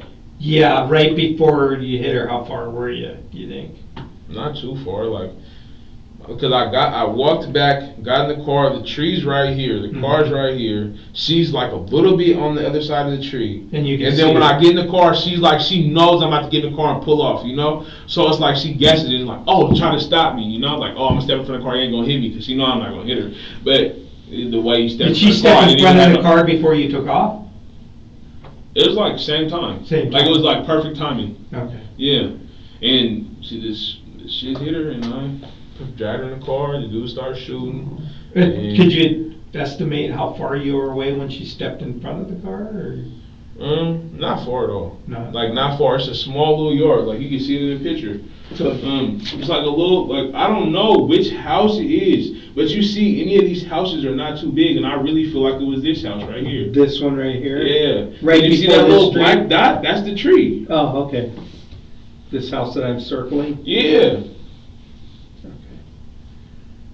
All right, and then you came out on this road? I went this way, you see the cul-de-sac? I turned around, but when I'm going towards this way, he shot 2 shots before I pulled off, then he shot like 5 of them when I'm going this way, then I turned around and First you initially out. thought it was this house, but it's this house? Yeah. Okay. I think you circled this one. Yeah, my fault. Okay. It's kind of hard to see, but no problem. But yeah. So it's this one? Yeah. Okay. Because it was, okay. All right. How long have you guys been dating? Like 2 years. 2 years? How'd you guys meet? I met her originally at school when I was in high school, but I never talked to her. Okay. And then we just started talking. How long have you guys been living together? 2 years, damn near the whole time. So you mentioned something about a domestic violence before. Was that with her? No, that was with somebody else. It was in Auburn. And, Okay. that case was the girl. The whole story was she wanted me to bring her house keys because I was at her house, but it was like her sister's house. I wasn't supposed to be there. So she's like, Cordonte, come bring my keys, But I'm like, I'm doing shit. I can't just come to you right now. So then when I finally bring her the keys and I turn, she just hits her gas and like pulled up hella close to my car. And as soon as she pulled up to my car, she just started kicking my car and hitting it and all this shit. And I'm like, what are you doing? So then I socked her windshield. And then she got out the car, she grabbed my chain, ripped my chain, threw it on the ground, pushing me all in my face. And then I pushed her off of me. And then, like, just the video of me being bigger than her, it looks horrible. Oh, it's on video. It looks horrible. So it's like, I just took the deal for what I can get. Let's see. Did you guys, like, during the night, last night, did you and Lurdes have any fights or anything, arguments, anything Listen, like that? my shade yesterday was the perfect day Bro. It was perfect. Bro, perfect. Like, we did not argue. It was her birthday. I got her birthday cake, flowers, balloons. As soon as she got home from work, she walked into the room with balloons, the birthday cake, all the candles lit. You know, what orchids, or you know, Oh, yeah, talking yeah, about, like yeah, the yeah. filthy flowers Yeah. on me, the expensive ass flowers. I got her those with the vase. I got the 23 balloons. I got hella cheetah print balloons. Was this all at your house? Yeah, it was At the all apartment? hella nice. And like after that, I was like, you know, get ready. I'm about to take you out. I had already made the reservation and all that. She got ready. We went, and she was just like, you know, I love you, thank you. Nobody ever did nothing for me like this. She was like, I had the perfect birthday and da. Like, we was not arguing at all. Yeah. Like, even when I was drunk at her mom's house before I fell asleep, we was not arguing. Nobody was arguing. Like, I don't even understand how this shit turned into. You wake up to all them arguing. Literally, I wake up to everybody beefing. Like, Wow. her brother's like, oh my mama, that nigga got me fucked up and blah blah blah. Any blah, blah. physical Huh? altercations there? Or do you Yeah, know? but her brother ended up fighting her stepdad. Did, While I was asleep, that's what he told me. He said that Marty, he how actually about- cried. Did she get in any physical altercations? All right. Does she have any medical problems? Nothing I know of. Okay. No. Nothing that you know of in your two No, years like, that you. yeah, no. Okay. All right. And me, I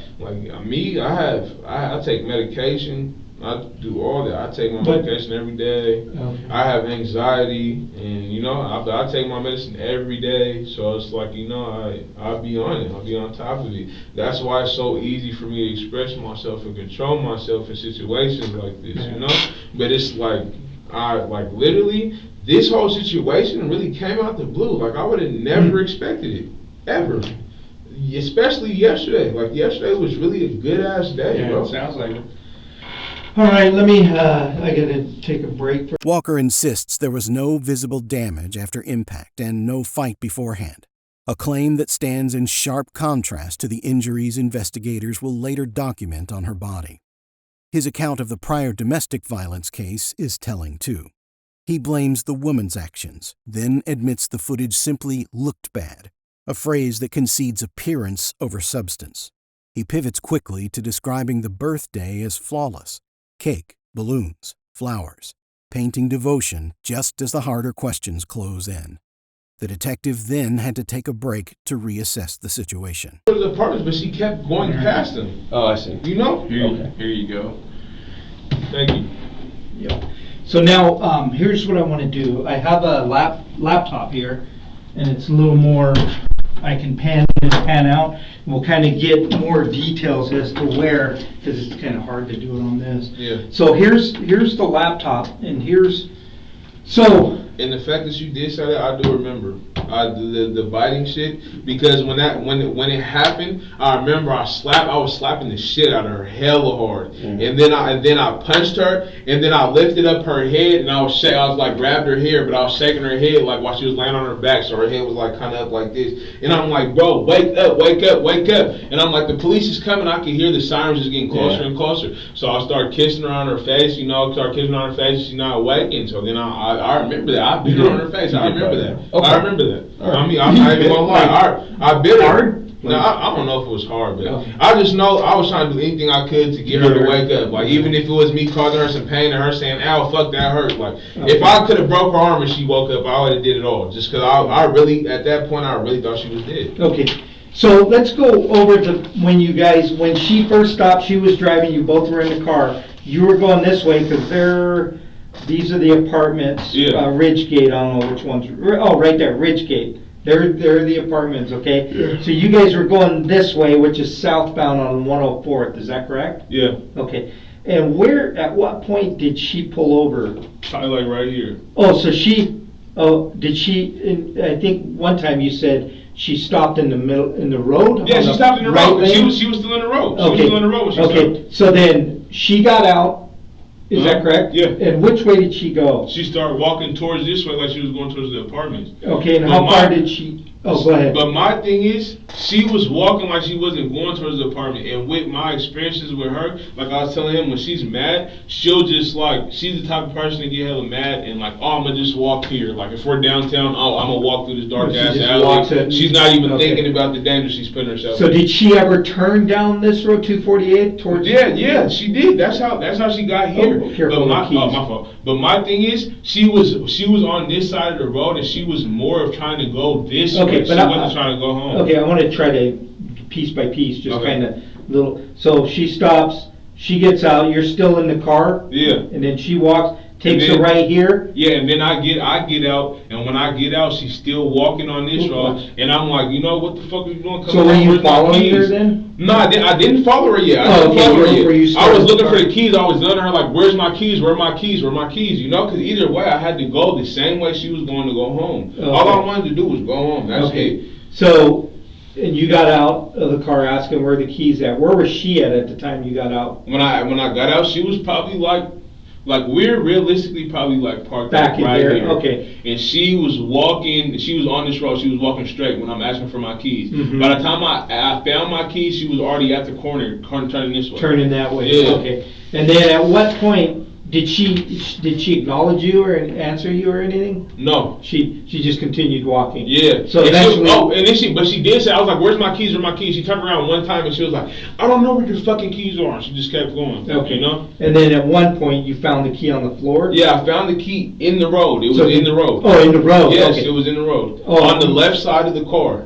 Okay, and then you grabbed the key, started I started the car. I proceeded to go home. Okay, so you see my apartments are right here. Yeah. I had to pass her to get to my apartment. So when I'm about to pass her, I'm like, "Man, get in the car, come on." So hold on. So you get started, turn it right here. So at what point did you pass or come up to her on the side of her? It was really when she was right here, because I Right wasn't where? I I'm was, trying to figure out when where. she was by the house. So Because by I her wasn't house. trying to. I didn't want to like vroom and make it seem like, oh, you got to do something. I didn't want to make it seem like that. I'm really just trying to get you back to the car. Pulled up side of her. Did you roll the window down? Yeah. And said, "Hey, get No, in the window. I think the window was already brought down a little bit. Okay. It wasn't because it was the passenger side. So I mean, it was the driver's side, not the Okay. passenger side. But I know that she could hear me because the shit always falls down. So I know if it was down, she could hear me. Okay, saying, so at the point you were on 248 near this house right there. Yeah, like right around this tree type area. Okay. And then I keep driving, and then that's when I pulled over into their yard type shit. So did you go off the roadway into the yard? Yeah. Okay. And so now let me zoom this in. Oops. Is she dead? So Yeah, I don't know anything about her status. Yeah. So I know that the fire department showed up, and that's literally just because of the way that things worked out. So Yeah. Okay. we'll find out a condition for you. Yeah. I just like. Bro, So, this is let's crazy. see. Okay, now I just lost. Hold on.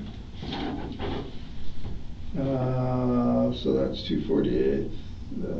It's just to the left. And the house is, where's the ridge gate? Oh, there, okay. Yeah. So, now the house, it keeps going to the left. Hold on.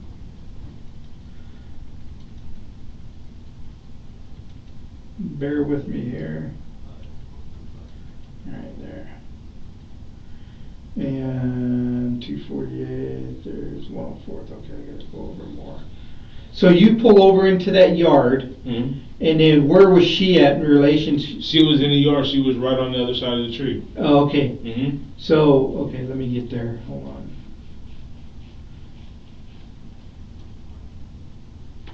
I keep losing it. Yeah, it's up top. You're kinda Keep going. Oh, yeah, there it is. yeah. Okay. So now I'm gonna zoom in here. Why does it keep going? If this is touchscreen now.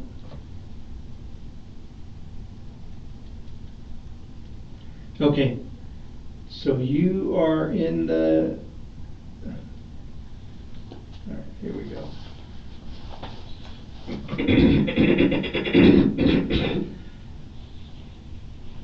Okay, so here's the house. Is that the house that you pull into, right? You Yeah. pull the car there, And is she on the side in the house, in the yard too? Or? Yeah, she's in the yard, like towards the front by the tree. Like you can see kind of the tree in the picture. Right there. The black little dot. Yeah, okay. So you pull over, and then do you get out of the car at the time? Yeah. Okay. I get out after I'm like, come on. She's And not where were coming. you guys at when you were talking? Did you approach her and talk Right to there, her? right in front of the Right, house. okay. So you're talking, Mhm. and then, are you? That's what probably caused the dude to come outside or even look out his window. Because he That's probably us heard you talking, guys, yeah. okay. And then, so did you pull off like right here? Yeah, I literally pulled off right here, tried to Okay. go this way, But how the dude was shooting, I ended up just going straight, stopped, put her in the car, Okay. went straight, and then Or I up turned there, around. one- Then I okay. turned around because if you Okay. go all the way right there, you can see it's a cul-de-sac. Okay, so at the time, how far do you think when you first stopped the car and then got out, how far were you away from that tree? Not far, About, not far at all. was it like between me and you? Like the front of the car is probably a little bit further away. Just, Yeah, yeah. so probably about, 5, 6, 7 feet. Yeah. okay. And then when you got back in to take off, what were you gonna do when you were taking off? Really, I was just gonna leave her because I knew how everything was playing out. If the situation wasn't going down, it was going up. So I was like, you know what? Escalating. Yes, I'm saying. Okay. So it was like, fuck it, I'm about to just get in the car and I'm about to pull off. And at that time, I didn't know if I was gonna pull in home. I didn't know what I was gonna do. I was just trying to get the fuck out of there, honestly. And so, where was she, and so when you got back into the car, after you, so I'm trying to get this straight. Yeah. So when you got out of the car, you talked to her, where were you guys at when you were talking? Were you in front of the car, side of the car, where at? I was like on the side. I really don't remember, but I know I couldn't have been too far away from the car. And were you facing each other? Yeah. How far were you from each other? Far away, I couldn't have touched her. You couldn't, okay. And what were you guys talking about? I was just like, get back in the car, it's hella late. And I'm telling her, I'm like, bro, I literally just woke up. I don't know what you're so mad for. That's literally what I'm saying. Like, I don't know what the fuck's going on. Right. I don't know why you're mad. All I was trying to do, like, cause she was mad at me, is because she was telling me, like, when I'm talking to her brother when I first woke up, she was like, come on, bro, I'm about to leave you. Come the fuck on, my brother's beefing, blah, blah, blah. But I was sitting there trying to talk to her, but like, bro, what's wrong? What happened? So she got mad from that, and that's what caused her you anger. talking to her brother? Yeah, for me talking to her brother and not coming when she said come. Oh, okay. That's really what caused her anger. She was not mad at me any type of way before that. Okay. And then when you got out after you pulled into this yard, and you got out to talk to her. Yeah. What did she say? Did she say anything? She was just, I'm like, come on, man, get back in the car. She's like, no, I'm not getting back in the car. I'm like, man, just get back in the car. I'm like, we're out here, bro. We're being hella loud. Just come on. This is not that serious. I didn't do nothing to you. I didn't cheat. It's not, like, that's what I'm telling her. It's not no situation with an outside female. Right. It's really, you're beefing with me because I was trying to check on your brother. And like I kept telling her that night, is that if I'm fucking with you, your family comes a part of that, bro. I'm not just going to care about you and, if your brother's down, I'm just going to go, oh, he's tripping, Right. No, I'm gonna check on him. So that's all I did, and she took it to a whole different level. Okay. But that's how I know they was arguing about. It had to be something serious. Okay. And then and then where was she at when you got into the car though? When I got into the car, Yeah, when you decided to leave. She was probably sitting here like around this corner, around this area. Cause when I had got into the car, she was just turning around. No, I'm talking about when you the second time. Right before the shit happened. The map work gets more precise, and so does Walker's rewriting of the evidence against him. He now reframes what will surface as bite marks as an act of kissing her face while trying to revive her, a distinction that won't hold up against a medical exam. He also lets slip his real intention in that yard, not to help her, but to leave her there. The distances keep shifting too, another small crack in a story built more on justification than memory. Right before the shit happened? Yeah. Like right when I was walking to the car, she was like towards like the front of the tree kind of. Okay. But then when I had gotten in the car, it's like she knew that I was about to leave, so she like kind of like, like, no, don't leave. And she thought that I was going to stop me or something, you know? Because either it's because she wanted to be with me still, or it's because she just didn't want to be left with no car. So now let me ask you this. At the time you got in the car and you quickly accelerated, Yeah. Where did you see her at the time? Actually, where did you see her when you got in the car? Honestly, when I got in the car, I didn't really pay no attention to her. I was just trying to get the fuck out of there. Okay. You know, and I knew. So you didn't know where she was at You the feel time? bad? Yeah, but I'm saying I believe that she was on the left side towards the tree, because there's no really a place that she could be. If she was in the open, I would have seen her. Mhm. You know? So me getting in the car on the left side, the tree being diagonal, I could see how I couldn't see her on the other side of the tree. You know? Mhm. Mhm. But yeah, like Okay. I didn't see her out in the open. If she was out in the open, I wouldn't have did that shit. I Okay. wouldn't, you know? How big around is that tree? Or could you? It's not a huge Is it something tree. she can hide behind? Yeah, Or, I mean, yeah. You could hide behind it. I could hide behind the tree. like I can hide behind it and you wouldn't see me? Yeah, Okay. yeah. Do you think she was hiding behind the tree at the time, or? I don't know what You she don't was know, doing there. okay. I really don't. So when you got in there and getting ready to leave, you didn't see where she was, but you think she was to the left? Around the tree, yeah. Around the tree, Yeah. okay. Cause there's no other way. Like there's no way. I pressed on the gas hella fast, so there's no way she could have been anywhere else in the part of the yard and get right there hella Yeah. fast. You know. So she had to be on the other side of the tree. There's no way that. So she did you could- intentionally go at her, or? No, it was like honestly, I could look you guys in your eye, and I really can say this genuinely. I did not mean to hit her. I did not want to harm her. I did not want to do anything. The only time that I caused her harm that you could say was intentional is when I was slapping her and punching her just for her to wake up. Like I was doing anything I could. Like I told you, I was digging in her eyes, trying to get her to wake up. I just wanted a reaction. She didn't give me no signs of being alive. None. Like no. Oh, stop. It wasn't no, oh, this Nothing. hurts. Like, it was nothing. Like, when I'm dragging her, she's just, like, you know what I'm saying? Like, How far do you think you? no, it wasn't far. It was all in the grass. It was no cement. Oh, It was okay. all grass. It was all in the same yard. It wasn't far. Okay. What was she dressed in that night? What was she dressed in? See, I don't Was she even still know. in the dress that you said? I don't know if she was still in the dress or not. Okay. Like, that's crazy that you asked that, because I didn't even pay attention. Okay. All right. Let me think. Have you guys ever gotten to other any physical not other, but any physical altercations? No, we never got no physical altercations, but like we got to arguments to where I punch a wall, or you know, she punch a wall, or she break the glass, or something like that. How long ago was that? It was a minute ago. It was our last apartment, but you know, Where was that at? At Federal Way. Okay. All right. All right. I'll be right back. I gotta return this to. I'll be right back. And then I don't know if you have more questions, but No, I asked a few when you were out before, but I think I just have some clarifying stuff. Okay. Nothing much. I'll be right back. Okay. You need more water? No, it's You okay. good? So like, what's gonna happen to me? Honestly, and you'll know obviously as soon as we know. So Yeah. kind of the way this thing goes down or went down is whatever took place with you and your girl Yeah. happens, right? Yeah. When that happens, once the officers show up, the sergeant stuff, they kind of assess the scene. They Yeah. decide whether we need to be called. Yeah. So, which is what ended up happening. The detectives got called. So I Yeah. only know a real small part of what's going on, and pretty much it's kind of straight from you, Yeah. right? Yeah. So once we're done here, we're gonna go and kind of find out and talk to some of the officers and the other sergeants. Yeah. And then at that point, we'll have an idea of what's going on and what's Okay. gonna happen from this point on. It's just, I don't know, I mean, it's kind of a weird situation, right? I mean, from So what I'm you're- gonna have to sit in the cell, pretty much. their chances are strong, in all honesty.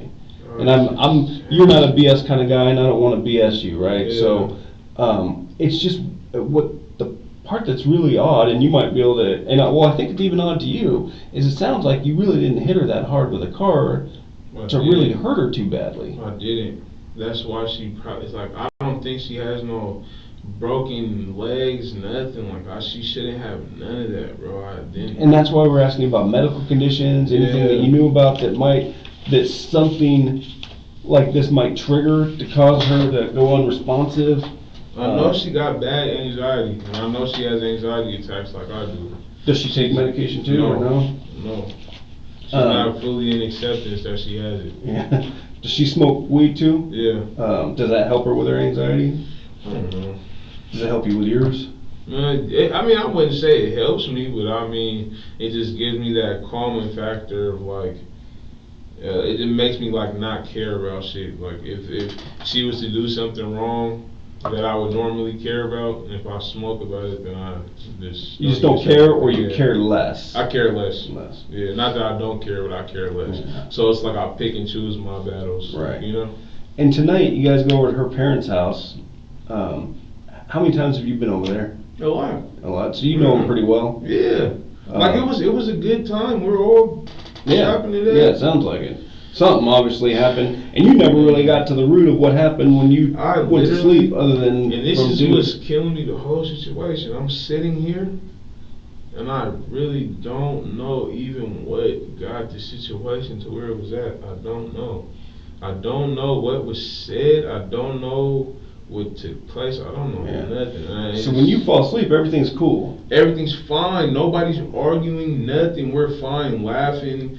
And you wake up to the arguing. I wake up to a whole different vibe. Everybody's and she's basically saying, "Hey, let's go." Yeah, let's go. Get in the car. She's like, "Babe, let's go. We're leaving." And I'm like, "Hold on. I'm talking to your bed. I'm trying to make sure he's good. I'm trying to check on your nieces and nephews, because all her brother's kids was there." Yeah. That's exactly what I was telling her. I'm trying to check on your nieces and nephews. And she was like, "Da da da blah blah blah. Fuck it. I'm about to leave." And then she left. So from the time you woke up to the argument to the time she would left the first time, man. Yeah. Like, How long was it from the time that you woke up to hear all what's going on? It took her to come back? To the when she left you, right, the first time? Probably like only 5 minutes. So pretty quick. Yeah. So she leaves, and then how long before she came back? Probably 7 to 10 minutes. And he knew it. Her brother knew.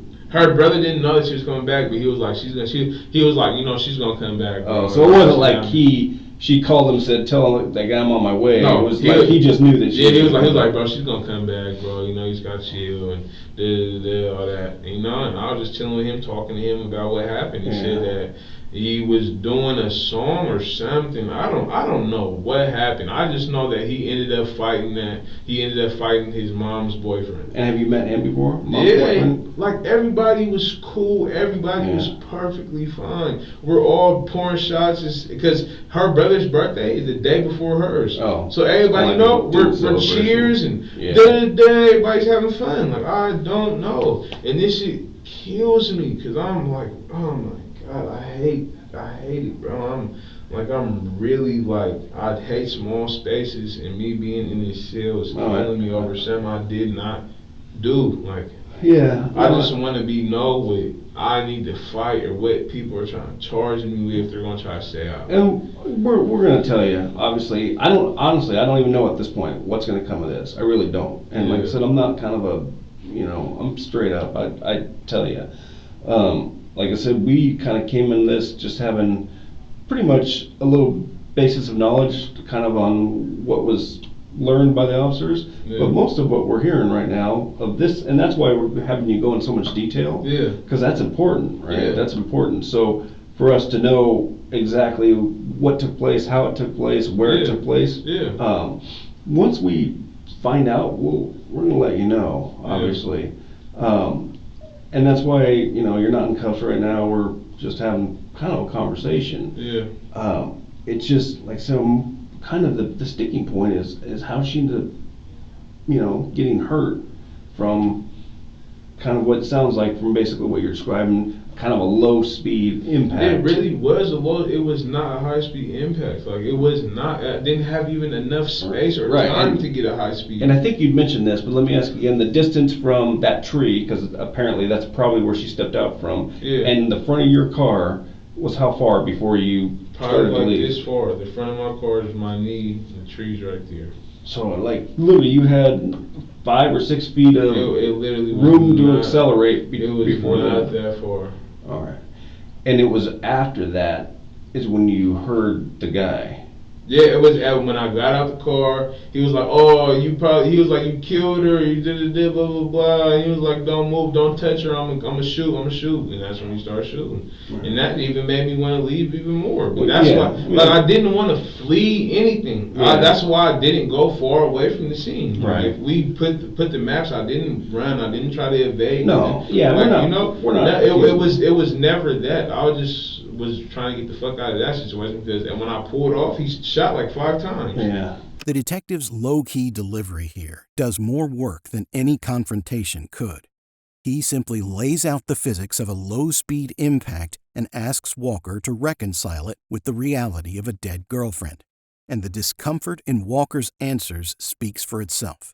His shift toward blaming her anxiety and marijuana use as possible causes reads as a search for anything but his own actions to explain what happened.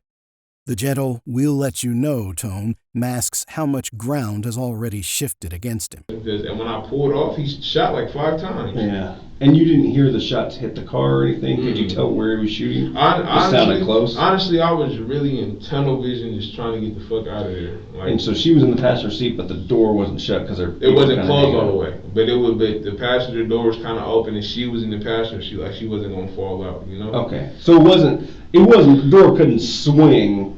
Like, it was maybe just not shut. It could have if I was going fast enough. But Yeah. it's like I wasn't going fast enough, so the door never swung open. And do you remember what kind of shoes she was wearing? Mm-hmm. So were her feet when they're out of the car? Were they? No. All I know is that the last thing I remember her wearing is because she wore to dinner. She wore a dress and she wore the high heels. Right. So I don't know if that's what she was wearing still or anything. I really don't know. Okay. She could have, like, our house is really hella close, so she could have went to the house, Yeah. changed, and went back to her mom's house. I don't know. I really did not even have time to analyze nothing she had on. Like, I couldn't tell you nothing she had on. I really literally woke up. Yeah. She hopped in the car. All I see is her face. Like, come on, babe, we need to hurry up and go. And I'm just like, well, what's the problem? Right. Like, So do you think they were dragging on the ground when you're driving away? what? Her feet, or were they in the car enough to be not dragging? I don't know. I really don't know. All I know is that I got her in the car enough for her to not fall out, Yeah. and I just want to get the fuck out of there. Because before I even got her all the way in the car, the dude shot 2 shots. Yeah. And that shit, like, it's a paranoia with me now, because I already got shot myself. Well, I don't think it's just you. That's normal, right? If Yeah. someone's shooting, you don't want to be anywhere near where they're shooting at. Yeah, at all. So I just tried to hurry up, get her in the car, make sure she was good, didn't want to cause no more bullshit, and I just left. So who shot you? Who shot me? I got shot when I was in Tukwila. I don't know who shot me. It was just, I was in the car with my cousin. My cousin got shot 5 times. I got lucky and got shot once. And your cousin, this is the one that just passed? No, this somebody else, not my blood cousin, but we're hella close Right. like that, so I call him my cousin. And he survived? Mm-hmm. Someone after him or after you? We don't even know. We don't even know who it is. So no one was ever charged in that? Mm-mm. No? And back. So I was looking. So now I was able to handle this and get it to zoom in.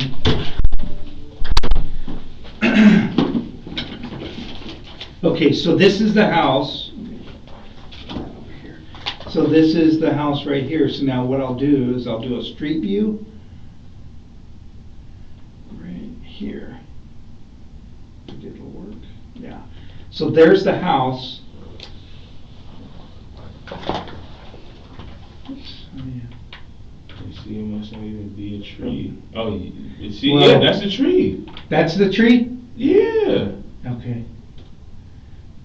Because there's, okay, so Yeah, at and what I'm point, like right here, I try to go through their driveway and get out of there like that. so was there any cars in the driveway? No, I don't know. So when you pulled down here, do you remember going through the shrubbery or anything? No, I just know I ended up on their yard. I mean, so when you pulled into the yard, were you going fast at the time? Not really fast, probably like 20 miles per hour. Okay. Okay, and is that the time you could have hit her too? No, I didn't. You didn't? I didn't make Okay. any contact where I didn't hit her. Nothing ever took place when I first pulled into the yard. Okay. It was a conversation before anything took place. Okay, so then you said 20 miles an hour and pulled in. Which way did you pull in? On this side of the telephone pole or this side? I don't know. I really don't know. I really can't tell you. I don't want to make it seem like I'm lying. Right, no, I don't want you to. I just know that I pulled You pulled in in. and I'm just trying to hurry up. Like, come on, man, get in the car. I wasn't even really paying attention to nothing really but her. And then you went to the right of that tree. Yeah, Okay. when I pulled out, yes, I went to the right of the tree and I was trying to go this way Mhm. and pull out that way. But When he started shooting, I just went this way and went that way and, And turned then around and and then came, okay. Yeah. Okay. Cause I don't know. I was just hoping he wasn't going to still shoot, but I didn't think he was. Cause And at the time when you pulled in, you were going 20 miles. You think you were going 20 miles an hour? yeah, When you 15 pulled to in? 20. Where was she? So at what point did you pull up aside beside her and say, "Hey, get in the car"? She was, when I pulled into the yard, she was probably around this area. Right there? Yeah. No, I mean, but did you pull up beside her as you're driving down? It wasn't the road? really beside her. I was kind of behind her. You know what I'm saying? That's when you were yelling at her. Yeah. You get I was like, in the come car, on, get come in. on, get At in the what car, get point in the was car. that? Where was that at? Like around this street. Okay. And then, where was she at? She was more up towards this way. This way? And I Okay. was just behind her slightly. So know? you were behind her telling her to get in the Mhm. car, and then I couldn't pull up on the side of her because it's the main road, you know, so I didn't want to Right, okay. And then at what point, when you pulled into the yard, where was she at as you were pulling in? She was just in the yard. She was just in the yard. What made her go to the yard though? That's I don't know. Oh, I okay. really feel like it was just. It wasn't even like she thought about going into the yard. I feel like that's just where she stopped at. Okay. All right.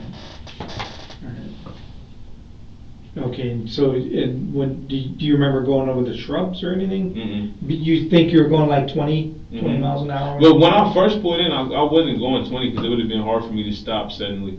So when I was like going 20 on this road, but when I pulled in, I wasn't okay. going fast. Okay. Like when I pulled in, it wasn't like a, it was like a, you know, I'm pulling up, I get stopping, you, I get you. you know. Okay.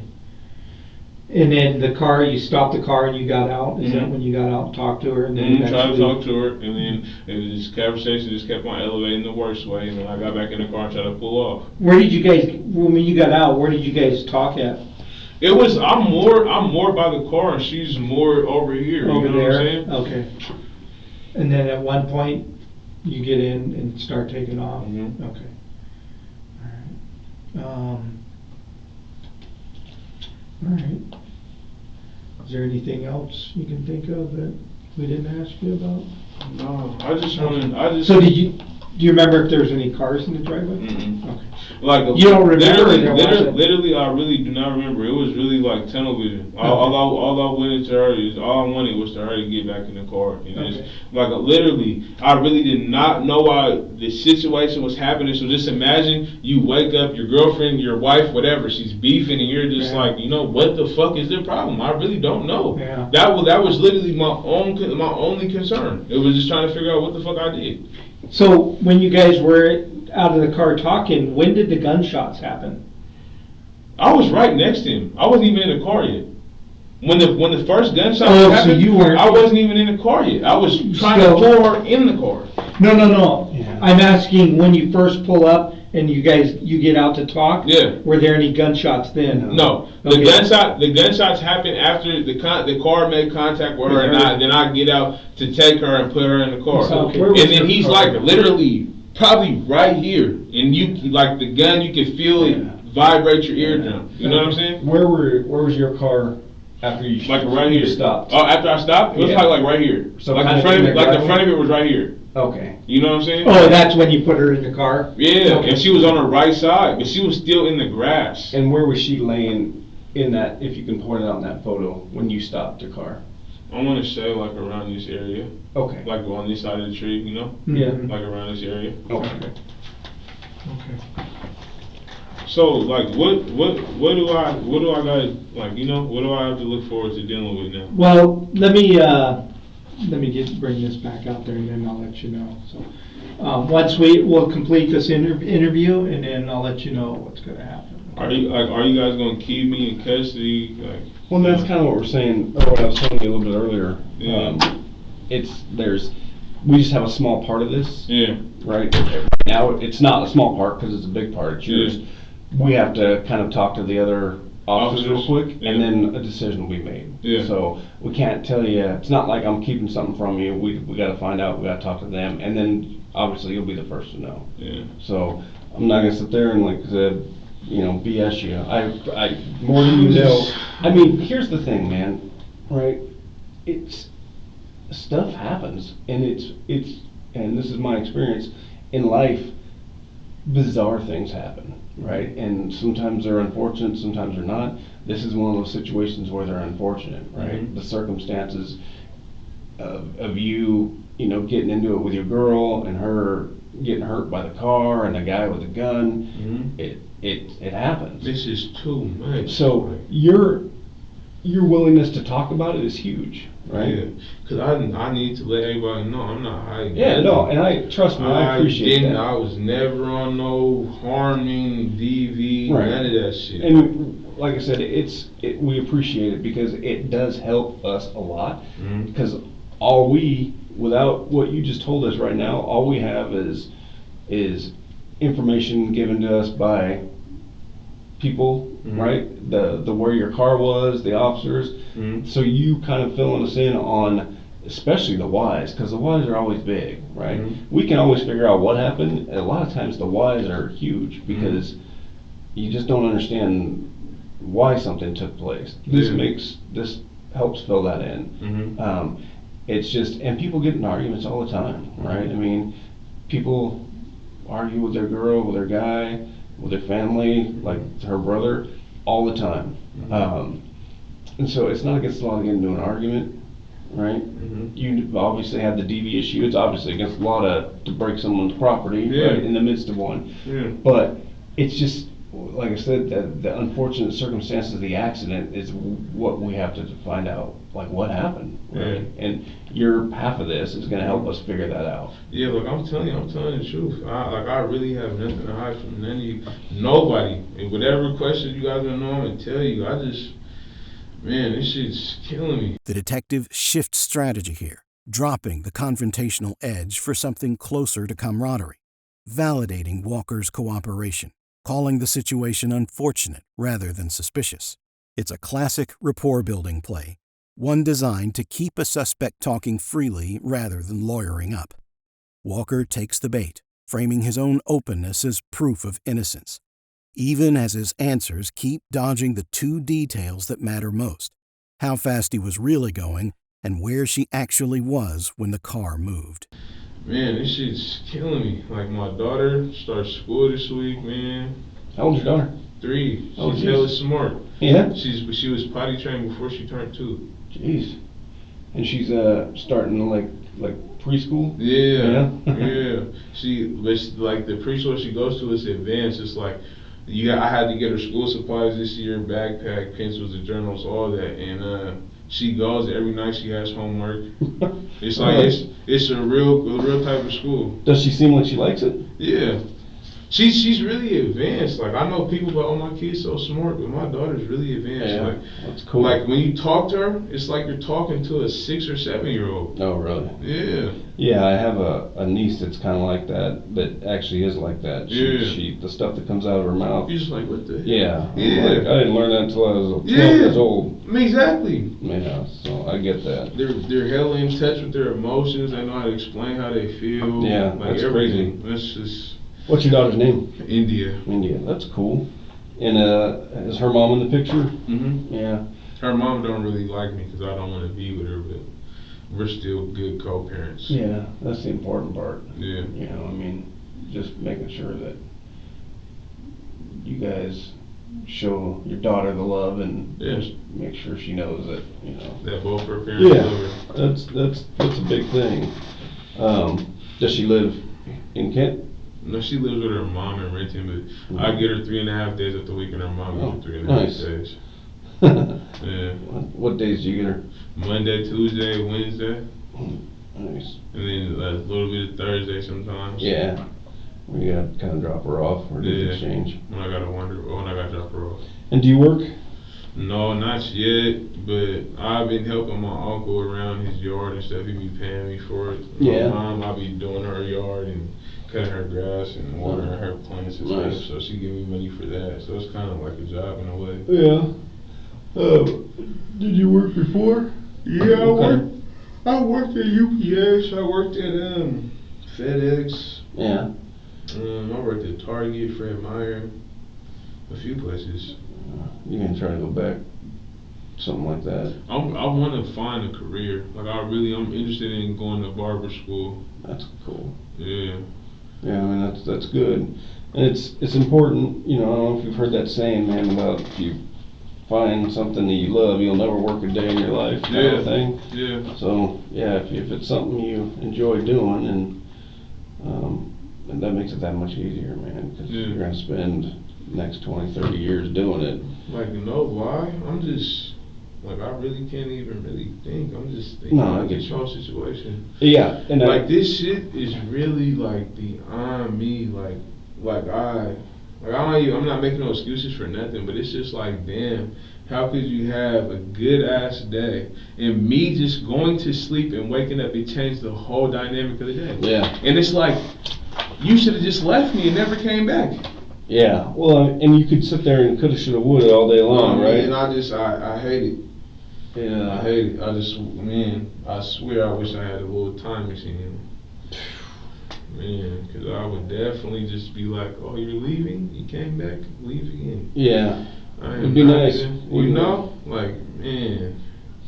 And I didn't push on, like, I took her to the steakhouse today. Yeah. That's the bill, just us two, was $132. Yeah. Like, Yeah, those things are not cheap. what the hell? So it was a great day other until, Bro, it was literally at the end. a good ass and day. she seemed like she was mad because you didn't initially want to go with her. It was like she was mad because I didn't want to listen to her, and I was still worried Yeah. about how her brother felt. Yeah. That's how I feel. She was mad because how I cared about how her brother felt. But at the same time, I mean, that comes along with me wanting to mess with you. Yeah. You're not a joke, and your family comes along, and I need to have respect for them just like I have respect for you. But that's just my beliefs, and that's what I was taught. So. No, Everybody don't think like that, so I can't really be mad at her, but at the same time. To me, it's a good way to think, man. Yeah. And you've been with her 2 years? Yeah. And what high school did you guys go to? We went to, I went to Renton, she went to Lindbergh, and then we both went to SLC. Yeah. And that's where you guys first met? Yeah. And then you guys didn't mess with each other then? Mm-mm. Just how'd you end up hooking back up afterward? Really, I think she liked one of my pictures on Facebook, and we just started talking. Yeah. And then we just took it from there. But at that time when we started talking, I lived in Arizona. And then I ended up moving back here, and then we was good. What part of Arizona? What's it called? Tucson or Oro Valley. Yeah, that's where I lived there for a long time. I was a cop there before here. Really? I love the police out there. Yeah. It's like they're like more younger or something. I don't know. Then it's like they really just don't go out their way to mess with you. Like if you're not causing damage to nobody, not putting nobody in danger, they're not gonna mess with you. Like I lived out there for 8 or 9 months. I never once got pulled over or nothing. Like, and every police officer I ever came in contact with was hella cool. Oro Valley's nice too. Yeah, it's really nice. The only thing is they don't have no street lights. So nighttime, it was pitch black. Yeah, it is dark. Pitch black. Yeah. But I love the scenery there. I love driving over there. I love just. It's different than here, huh? It's like exact opposite. Here's green and hilly, there's brown and flat. Exactly. Other than no hills. Yeah, other than like by the mountains right there Yeah. by Oro Valley, it's nice. Yeah. Did you ever go up to Mount Lemon when you were there? No, I've always planned, but I never went. Just like I wanted to go to the Grand Canyon, but I never went. Yeah. Yeah, it's cool. I went to one canyon there. I don't know what it was called, but it had the water in there. And it was like blue water, but I think that was in Las Vegas. I think that was one of the man-made lakes. Oh yeah. Yeah. Like Lake Mead. You drive kind of forward, and it's like a canyon, but it got like clear ass water. Oh. And you rent the jet skis, and you could just ride on them. Yeah. Yeah. What brought you to Arizona? Really, I was just kept on getting in hella trouble out here. Not even with the law. It was just with people I don't like. People don't like me, and my mom, People my sister. you? My mom was just like, I think it's time for you to move. And they sat there and cried and just begged me to move. And I moved to Vegas. And then me and my dad ended up getting into it because he was just tripping. He's just alcoholic. And then I called the female in Arizona to come get me. She was only 6 hours away, so she came and got me. And I never left after that. Yeah. Yeah. And then, so you stayed with her when you were there? Yeah, I stayed with her and her sister. And then, when did you come back out here? Like, what? I don't want to say last December, but the December before last. Yeah. That's what made me come out here, and I was like, you know what, I'm gonna just stay. It's hot there though. Yeah, but the heat never really got to me too bad. No. Yeah, it's okay if you end up like someplace where you can just go from air conditioning to air conditioning. As long as you're not out there freaking working on roofs or something. Yeah, like that. I did work at a hotel. I worked at the Hampton when I lived there. And I was a maintenance man. We had to do the roofing. Yeah. Oh my God, that job was fun, but it was like really demanding. You tired after work every day. Yeah, that's why like all the construction guys, they start there like they're done by like 2 in the afternoon because it gets too freaking hot. And I honestly just want to figure out what I gotta do for this. As soon as Detective G comes in, I mean, he'll. There's like no way they will release me and be honestly, I don't know. I really don't know. Man, I just don't want to sit in no cell, man. I feel like if it was something I intentionally did, whatever, I would care. But it would be easier for me to take on. But either like be in a situation where I ain't mean nobody no harm. Literally, I was asleep. Yeah. No, I was asleep. All this shit happened within 10-20 minutes of me being awake. Like, it's crazy, right? I mean, it's. I just like it's so. I could have just stayed asleep. It's crazy that stuff like that happens, but it does like all the time. It's just weird when you look back on things when you look back on how they played out, how they started. It's always stuff like that where you're like, what the heck, man? It's nothing. Stuff. Yeah, it's never the big stuff that lead to big issues. It's always these small things. Shit. Yeah. Like, I don't understand. You guys fought, whatever, but what do I have to do with that? Like, nothing. Yeah, I mean, what does me and you going home have to do with that? Nothing. Just, I mean, women, they get upset at stuff that a lot of times that we as men don't always understand, and that makes it hard because it's hard to wrap your head around stuff like that. But it happens. You just kind of gotta go with it. Did you ever I know you got in trouble for the DV thing. Did you ever get in trouble for anything else? When I was little, me and my cousin stole a car. Yeah. But it wasn't even really stealing a car. We found the keys, and we just got in the car. How old were you then? I was probably like 14 or 15. The conversation drifts into deliberately ordinary territory. His daughter's preschool, old jobs, Arizona, roofing work. It's a comfort-building lull, easing Walker into feeling like he's just talking to a friend rather than being evaluated. He leans into it, painting himself as a devoted father blindsided by fate, framing the entire night as something that happened to him. Even his brush with juvenile theft gets minimized to an accident of found keys, a pattern of softening his own hand in every story he tells. Just got in the car. How old were you then? I was probably like 14 or 15. And that's. But I don't got no violent crimes. No.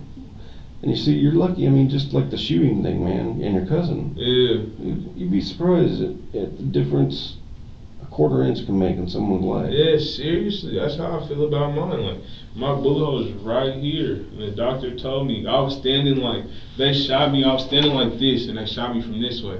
So the bullet went in and went towards my spine instead of going through. But the doctor's like, where it hit you, if it would have hit you and you was just standing straight, that would have went straight to your heart. Yeah. I'm like, wow. And then my uncle, he pointed to me. He was like, bro, it's only like this far away from your head.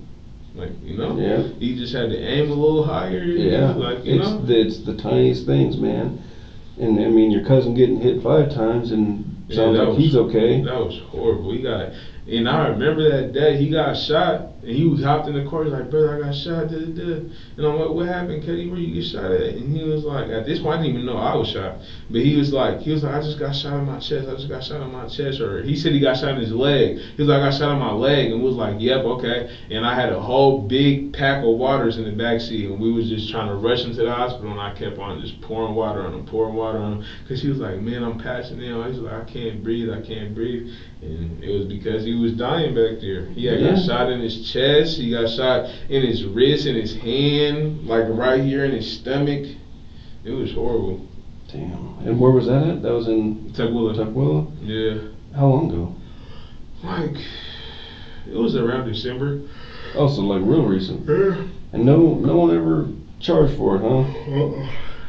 Nobody. Did you guys, I mean, because you had mentioned right when we first got in here, snitching's a thing, man, right? I mean, did he know who shot him? Or he just didn't want to say No, we anything? really didn't know. We did not know. All we was doing was just driving. We had just left the mall, and we was sitting there talking about, should we go back to the mall to get a Cinnabon? And I was like, let's go back. And then, like, right before he turned around, it was just gunshots all through the car. Was anybody else in the car with you guys? Yeah, it was my one of my close friends, Nunu, and he was the driver. He's the one who got us to the hospital and stuff. He was got hit? driving my car. And it's crazy. I feel like God was really watching after him, because after the whole shit happened, we sat there in the car and we looked in the car like all the bullet holes. And there was a bullet hole that went through the driver's seat and came out the driver's seat. But he was sitting right there the whole time, so I don't know how he did not get hit. Like, it was hella weird. It was hella weird. Yeah, it is, man. That's what I'm saying. It's just you can never tell. It's always just the little things, man. I mean, like I said, the quarter inch can make the difference between just like you, where it's like, oh, I got something, and then I'm good now, or I'm paralyzed for the rest of my life, or I'm dead. You know, it just doesn't take much. You see that the police shot somebody in the back, and now the NBA boycotting, the Major League Baseball is boycotting, WNBA is boycotting. If you look at that though, and that's a little frustrating, because they show the video real quickly. What you don't see is the guy has a knife. Oh, really? Yeah, he's got a knife in his hand, and he says, I have a gun in my car, I'm gonna go get the gun. Oh, really? So that's why when he walks and opens the car door, they freak out, and he had a warrant for his arrest, so I mean, but it's sad, man. I mean, I don't condone, like, the Minneapolis thing was terrible. It just should never happened. But we can't show things like that and say things that are gonna set people off. Like now, all Wisconsin's freaking on fire because you know, and now the NBA. I just want people to wait for facts, and if they're wrong, man, they're wrong. Like if you mess up, you mess up. You got to deal with it, right? And just same with, like I said, the Minneapolis officers. You got to deal with it. If that guy shot that guy in the back, that guy lived too so far. For no reason, he needs to get dealt with, you know. But you just got to let these things. You can't just jump to these conclusions. And and I'll be saying the same thing. But my thing is, there's like I feel like police officers have hella, like the on-duty ones that's in the uniform and all that, you know, you guys have hella different things besides your guns that can help detain someone. Sometimes. You know? But it's like but I can't really speak on it because I haven't been in their shoes. So I mean, a perfect situation is that one. They tried to tase the guy. They did? Yeah, and it didn't work, which it doesn't work sometimes, man. Really? Yeah, so like people there's just some people that can't. Well, no, because just the way the device works, sometimes it'll catch close. So it has, and if it does, you don't get that same kind of, you know, that shock. So sometimes they miss. So one probe will hit them because it has to have two probes. One will miss, and same thing. It's just ineffective. So if you can't, so they tried to tase that guy first, and then that's why. Cause trust me, and I tell this all the time. I've been doing this 20 years, man. In Tucson for 10, here for 10. That's crazy. That's damn near my whole life. I'm 23. Yeah, I know, man. I have kids older than you. No one ever wants to. Sorry about that. Do you need more water? No, it's okay. Okay, so just to let you know, because this is involving a car, but we got a lot of people out there at the scene kind of looking over things too.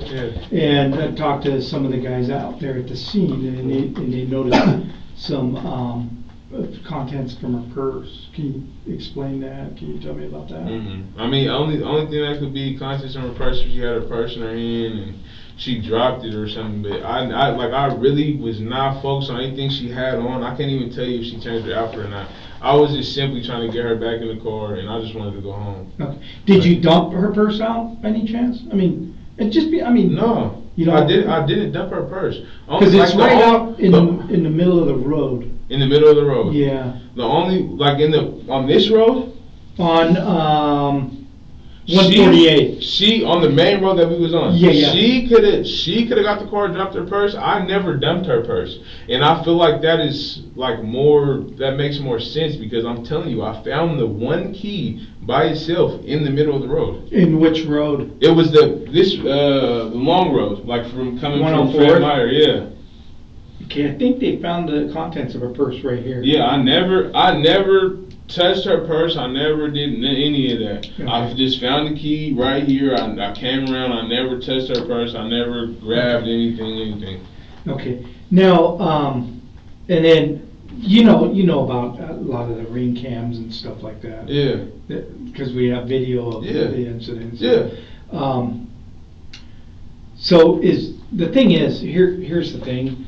Is it possible you could have sped from here and went through the yard and hit her? No, there's no way. I was already in grass. That's what I'm saying. But like, man. I just know that I believe I was in grass, and I know what I did. I told you. So did you, when you picked her up and put her in the car here, did you have to drag her then? No, she was right next to the car. Do you remember any of her clothes coming off as you dragged her? No. I can't even tell you what she had on. Literally, I cannot tell you what she had on. I can't tell you what shoes, what outfit. All I know is that the last thing I know she had on before I fell asleep was the dress and the high heels. Okay. And no jacket. She didn't even have a jacket yet. She didn't have a shirt. It was just the dress and the high heels. Okay, so when you guys got to the church, or when you got to this church with her in the car, you took her out? I took her out the car. Okay. I laid her in the grass, tried to wake her up. I kept on saying, wake up, wake up, wake up. She did not move. I dragged her a little bit. I'm like, wake up, wake up. She did not move. That's when I started slapping her, and that's when I punched her, and that's when I picked up her head, and I was like, wake up, and I started kissing on her. I was really digging my hands in her eyes. When I say her eyes were wide open, bro, and she was not making a tear, not moving, not shit, you know? So I started kissing her, you know, and I bit her face. I remember that. I just wanted to do whatever I could to see if, like, you know, she's going, oh, ow, you know, and wake up and be like, you know, I'm good, but I need to go to the hospital, whatever. I knew regardless she needed to go to the hospital. I just was wanting to make sure she was still alive. Okay. All right. Where did you park when you went to that church? I parked in the back of the church. In the back? Why'd you park in the back? I just knew that's where the parking lot was. I just turned in the church. It wasn't no like really thinking about what I'm doing. It's really, I'm in an emergency. I see a parking lot, I'm pulling in there, I'll just pull in the bar. Like to the point to where if they have the pictures of my car, you can see that the car was not legally parked. It was over a ledge, like a sidewalk. It was on the curb. Like I felt the bottom of it scratch. At the church? Yeah. Okay. Yeah, you can see it. If they have pictures of my car, you can see it. Okay. Do you remember? Going over a curb at the house there? No, I never went over a curb. That's why I would feel the bump. The only bump I ever felt was in the yard, and it wasn't even a big bump. And you're positive you stopped in the yard, got out? I was in the yard. I know I was in the yard, just like this. Like that, for me to be in the road and then go in the yard, it seemed like that it happened too fast for me to be all the way in the road. Okay. Because the video shows you in the road and then going back and dragging her into the car. I wasn't in the road. What do you mean I dragged her in the car? Like right here. Like after, when you came and then turned, hit her, and then. But see, that's what I'm saying. I didn't turn and hit her. I got out the car. But you stopped in the road right here and went back and drug her to the car by the arm. There is literally no way I could have sat here and drugged her. I want to see the video myself, because there's no way I could have dragged her hella far on the road. It was how all that shit happened. It was too fast. Like the dude was right next to me in his yard when he shot the 2 shots. So how could I have been in the road? There too. Yeah, so how would I be in the road? That's what I'm saying. I'm in his yard. My feet are on grass, and this is what I remember. Right. You know, but you're saying that I like dead ass. There's no way that I went past the house. I never went past the house. Which house? The house that she was at. That I hit her at. I never went past the house first. I was at the house when I pulled up. I was not in the road. If I was in the road, it was only a little bit. It had to be just a little bit. It was not the full car in the road. If I did stop in the road, that's when I was talking to her, like, get in the car. But when I pulled in, I never just pulled in and hit her. Like, I got out the car, I'm stepping in grass. I remember, because when I got out the car, as soon as I got out the car, I was right there dragging her. I didn't drag her hella far. Only time I dragged her far was, like, you could say far, is when I was at the church. Okay. All right, and was it at the church, did you drag her like on concrete, or is it all, I think you mentioned grass? I believe it was all grass, but like I'm telling you, I don't want to make no excuses. I don't want to see like I'm trying to finesse shit. I don't want to make Well, I mean, I'm the thing beating is- around the bush, protecting myself, nothing. All I'm saying is, all I did and all I was focused on was making sure she's alive. I'm not paying attention really to what I'm dragging her on. I'm not paying attention to where I'm dragging her on, but what I believe is grass. Like, only way that she could even touch concrete is probably when I first pulled her out the car, but she wouldn't be on concrete that long. That's what I'm saying. It would be right there. Because we have the picture of my car. It's in the grass when it's parked at the church. Okay, is there anything else you can think of that we didn't ask you? Nah. Okay. Is the information given in the statement true to the best of your knowledge? Yeah. Okay. Was there forced use or threats or promises made to make you give this statement? No. Okay. It was just threats used at the scene of the crime. And What's that? I said there was threats used at the scene of the crime. The dude saying that he was going Yeah, to shoot me, yeah. that he was going to kill me and Yeah. all that. Who's And that? I didn't even have no The gun. guy with the gun. Oh, that. Yeah. You're talking about the guy that. Yeah. Okay. All right. He don't get no consequences for that. That's not, We're Yeah, I mean, investigating this, yeah. so that. can't give you we're that gonna- answer just because it's. We're gonna talk to a lot of people. I Mhm. mean, there's a law that people have a right to protect themselves and others too, so, Yeah. you know. But I didn't even cause no harm. Well, I know, and that's that. I didn't even Everybody's threaten him. perceptions are different, so that's kind of what the issue is right now. Hang tight, I'm gonna turn the recorder off and I'll be right back. I'm gonna turn off this thing. Let me turn this thing off too, real quick. Is there any way that I could call my mom? Not at this exact moment. Probably here in a little bit. Where's your mom staying? She's in Vegas right now. Oh, so she actually. Oh, that's right, because you said she's coming back. Yeah. But she lives here. Yeah. Is she just like Vegas for the weekend kind of a thing, or the week? Yeah. She was taking my little sister out there to see my dad. The interview closes on its sharpest confrontation yet. Detectives finally surface the physical evidence, witness accounts, surveillance footage, purse contents scattered in the roadway, and Walker's map-based story starts to buckle under the weight of what the cameras actually captured. He denies dragging her through the street, denies dumping her purse, insists every detail happened exactly where his own account says it did. But denial delivered after being shown evidence reads differently than denial delivered before it. The interview ends not with a confession, but with Walker asking to call his mother, the same instinct that shaped his choices the night before. The story Walker told detectives that morning didn't survive contact with the evidence. Surveillance footage and an eyewitness account described something far more deliberate than a low-speed accident. Walker driving straight at Keymolen, striking her, reversing, and running her over a second time. The same witness watched him punch her while she lay motionless in the grass, then heard him tell her to wake up as he dragged her back to the car. Details that lined up chillingly close to what Walker himself had just described as an attempt to revive her. The autopsy told its own version of the night: a broken pelvis, a fractured jaw, multiple broken ribs, massive internal bleeding, and a bite mark and black eye the medical examiner concluded were inflicted while she was still alive.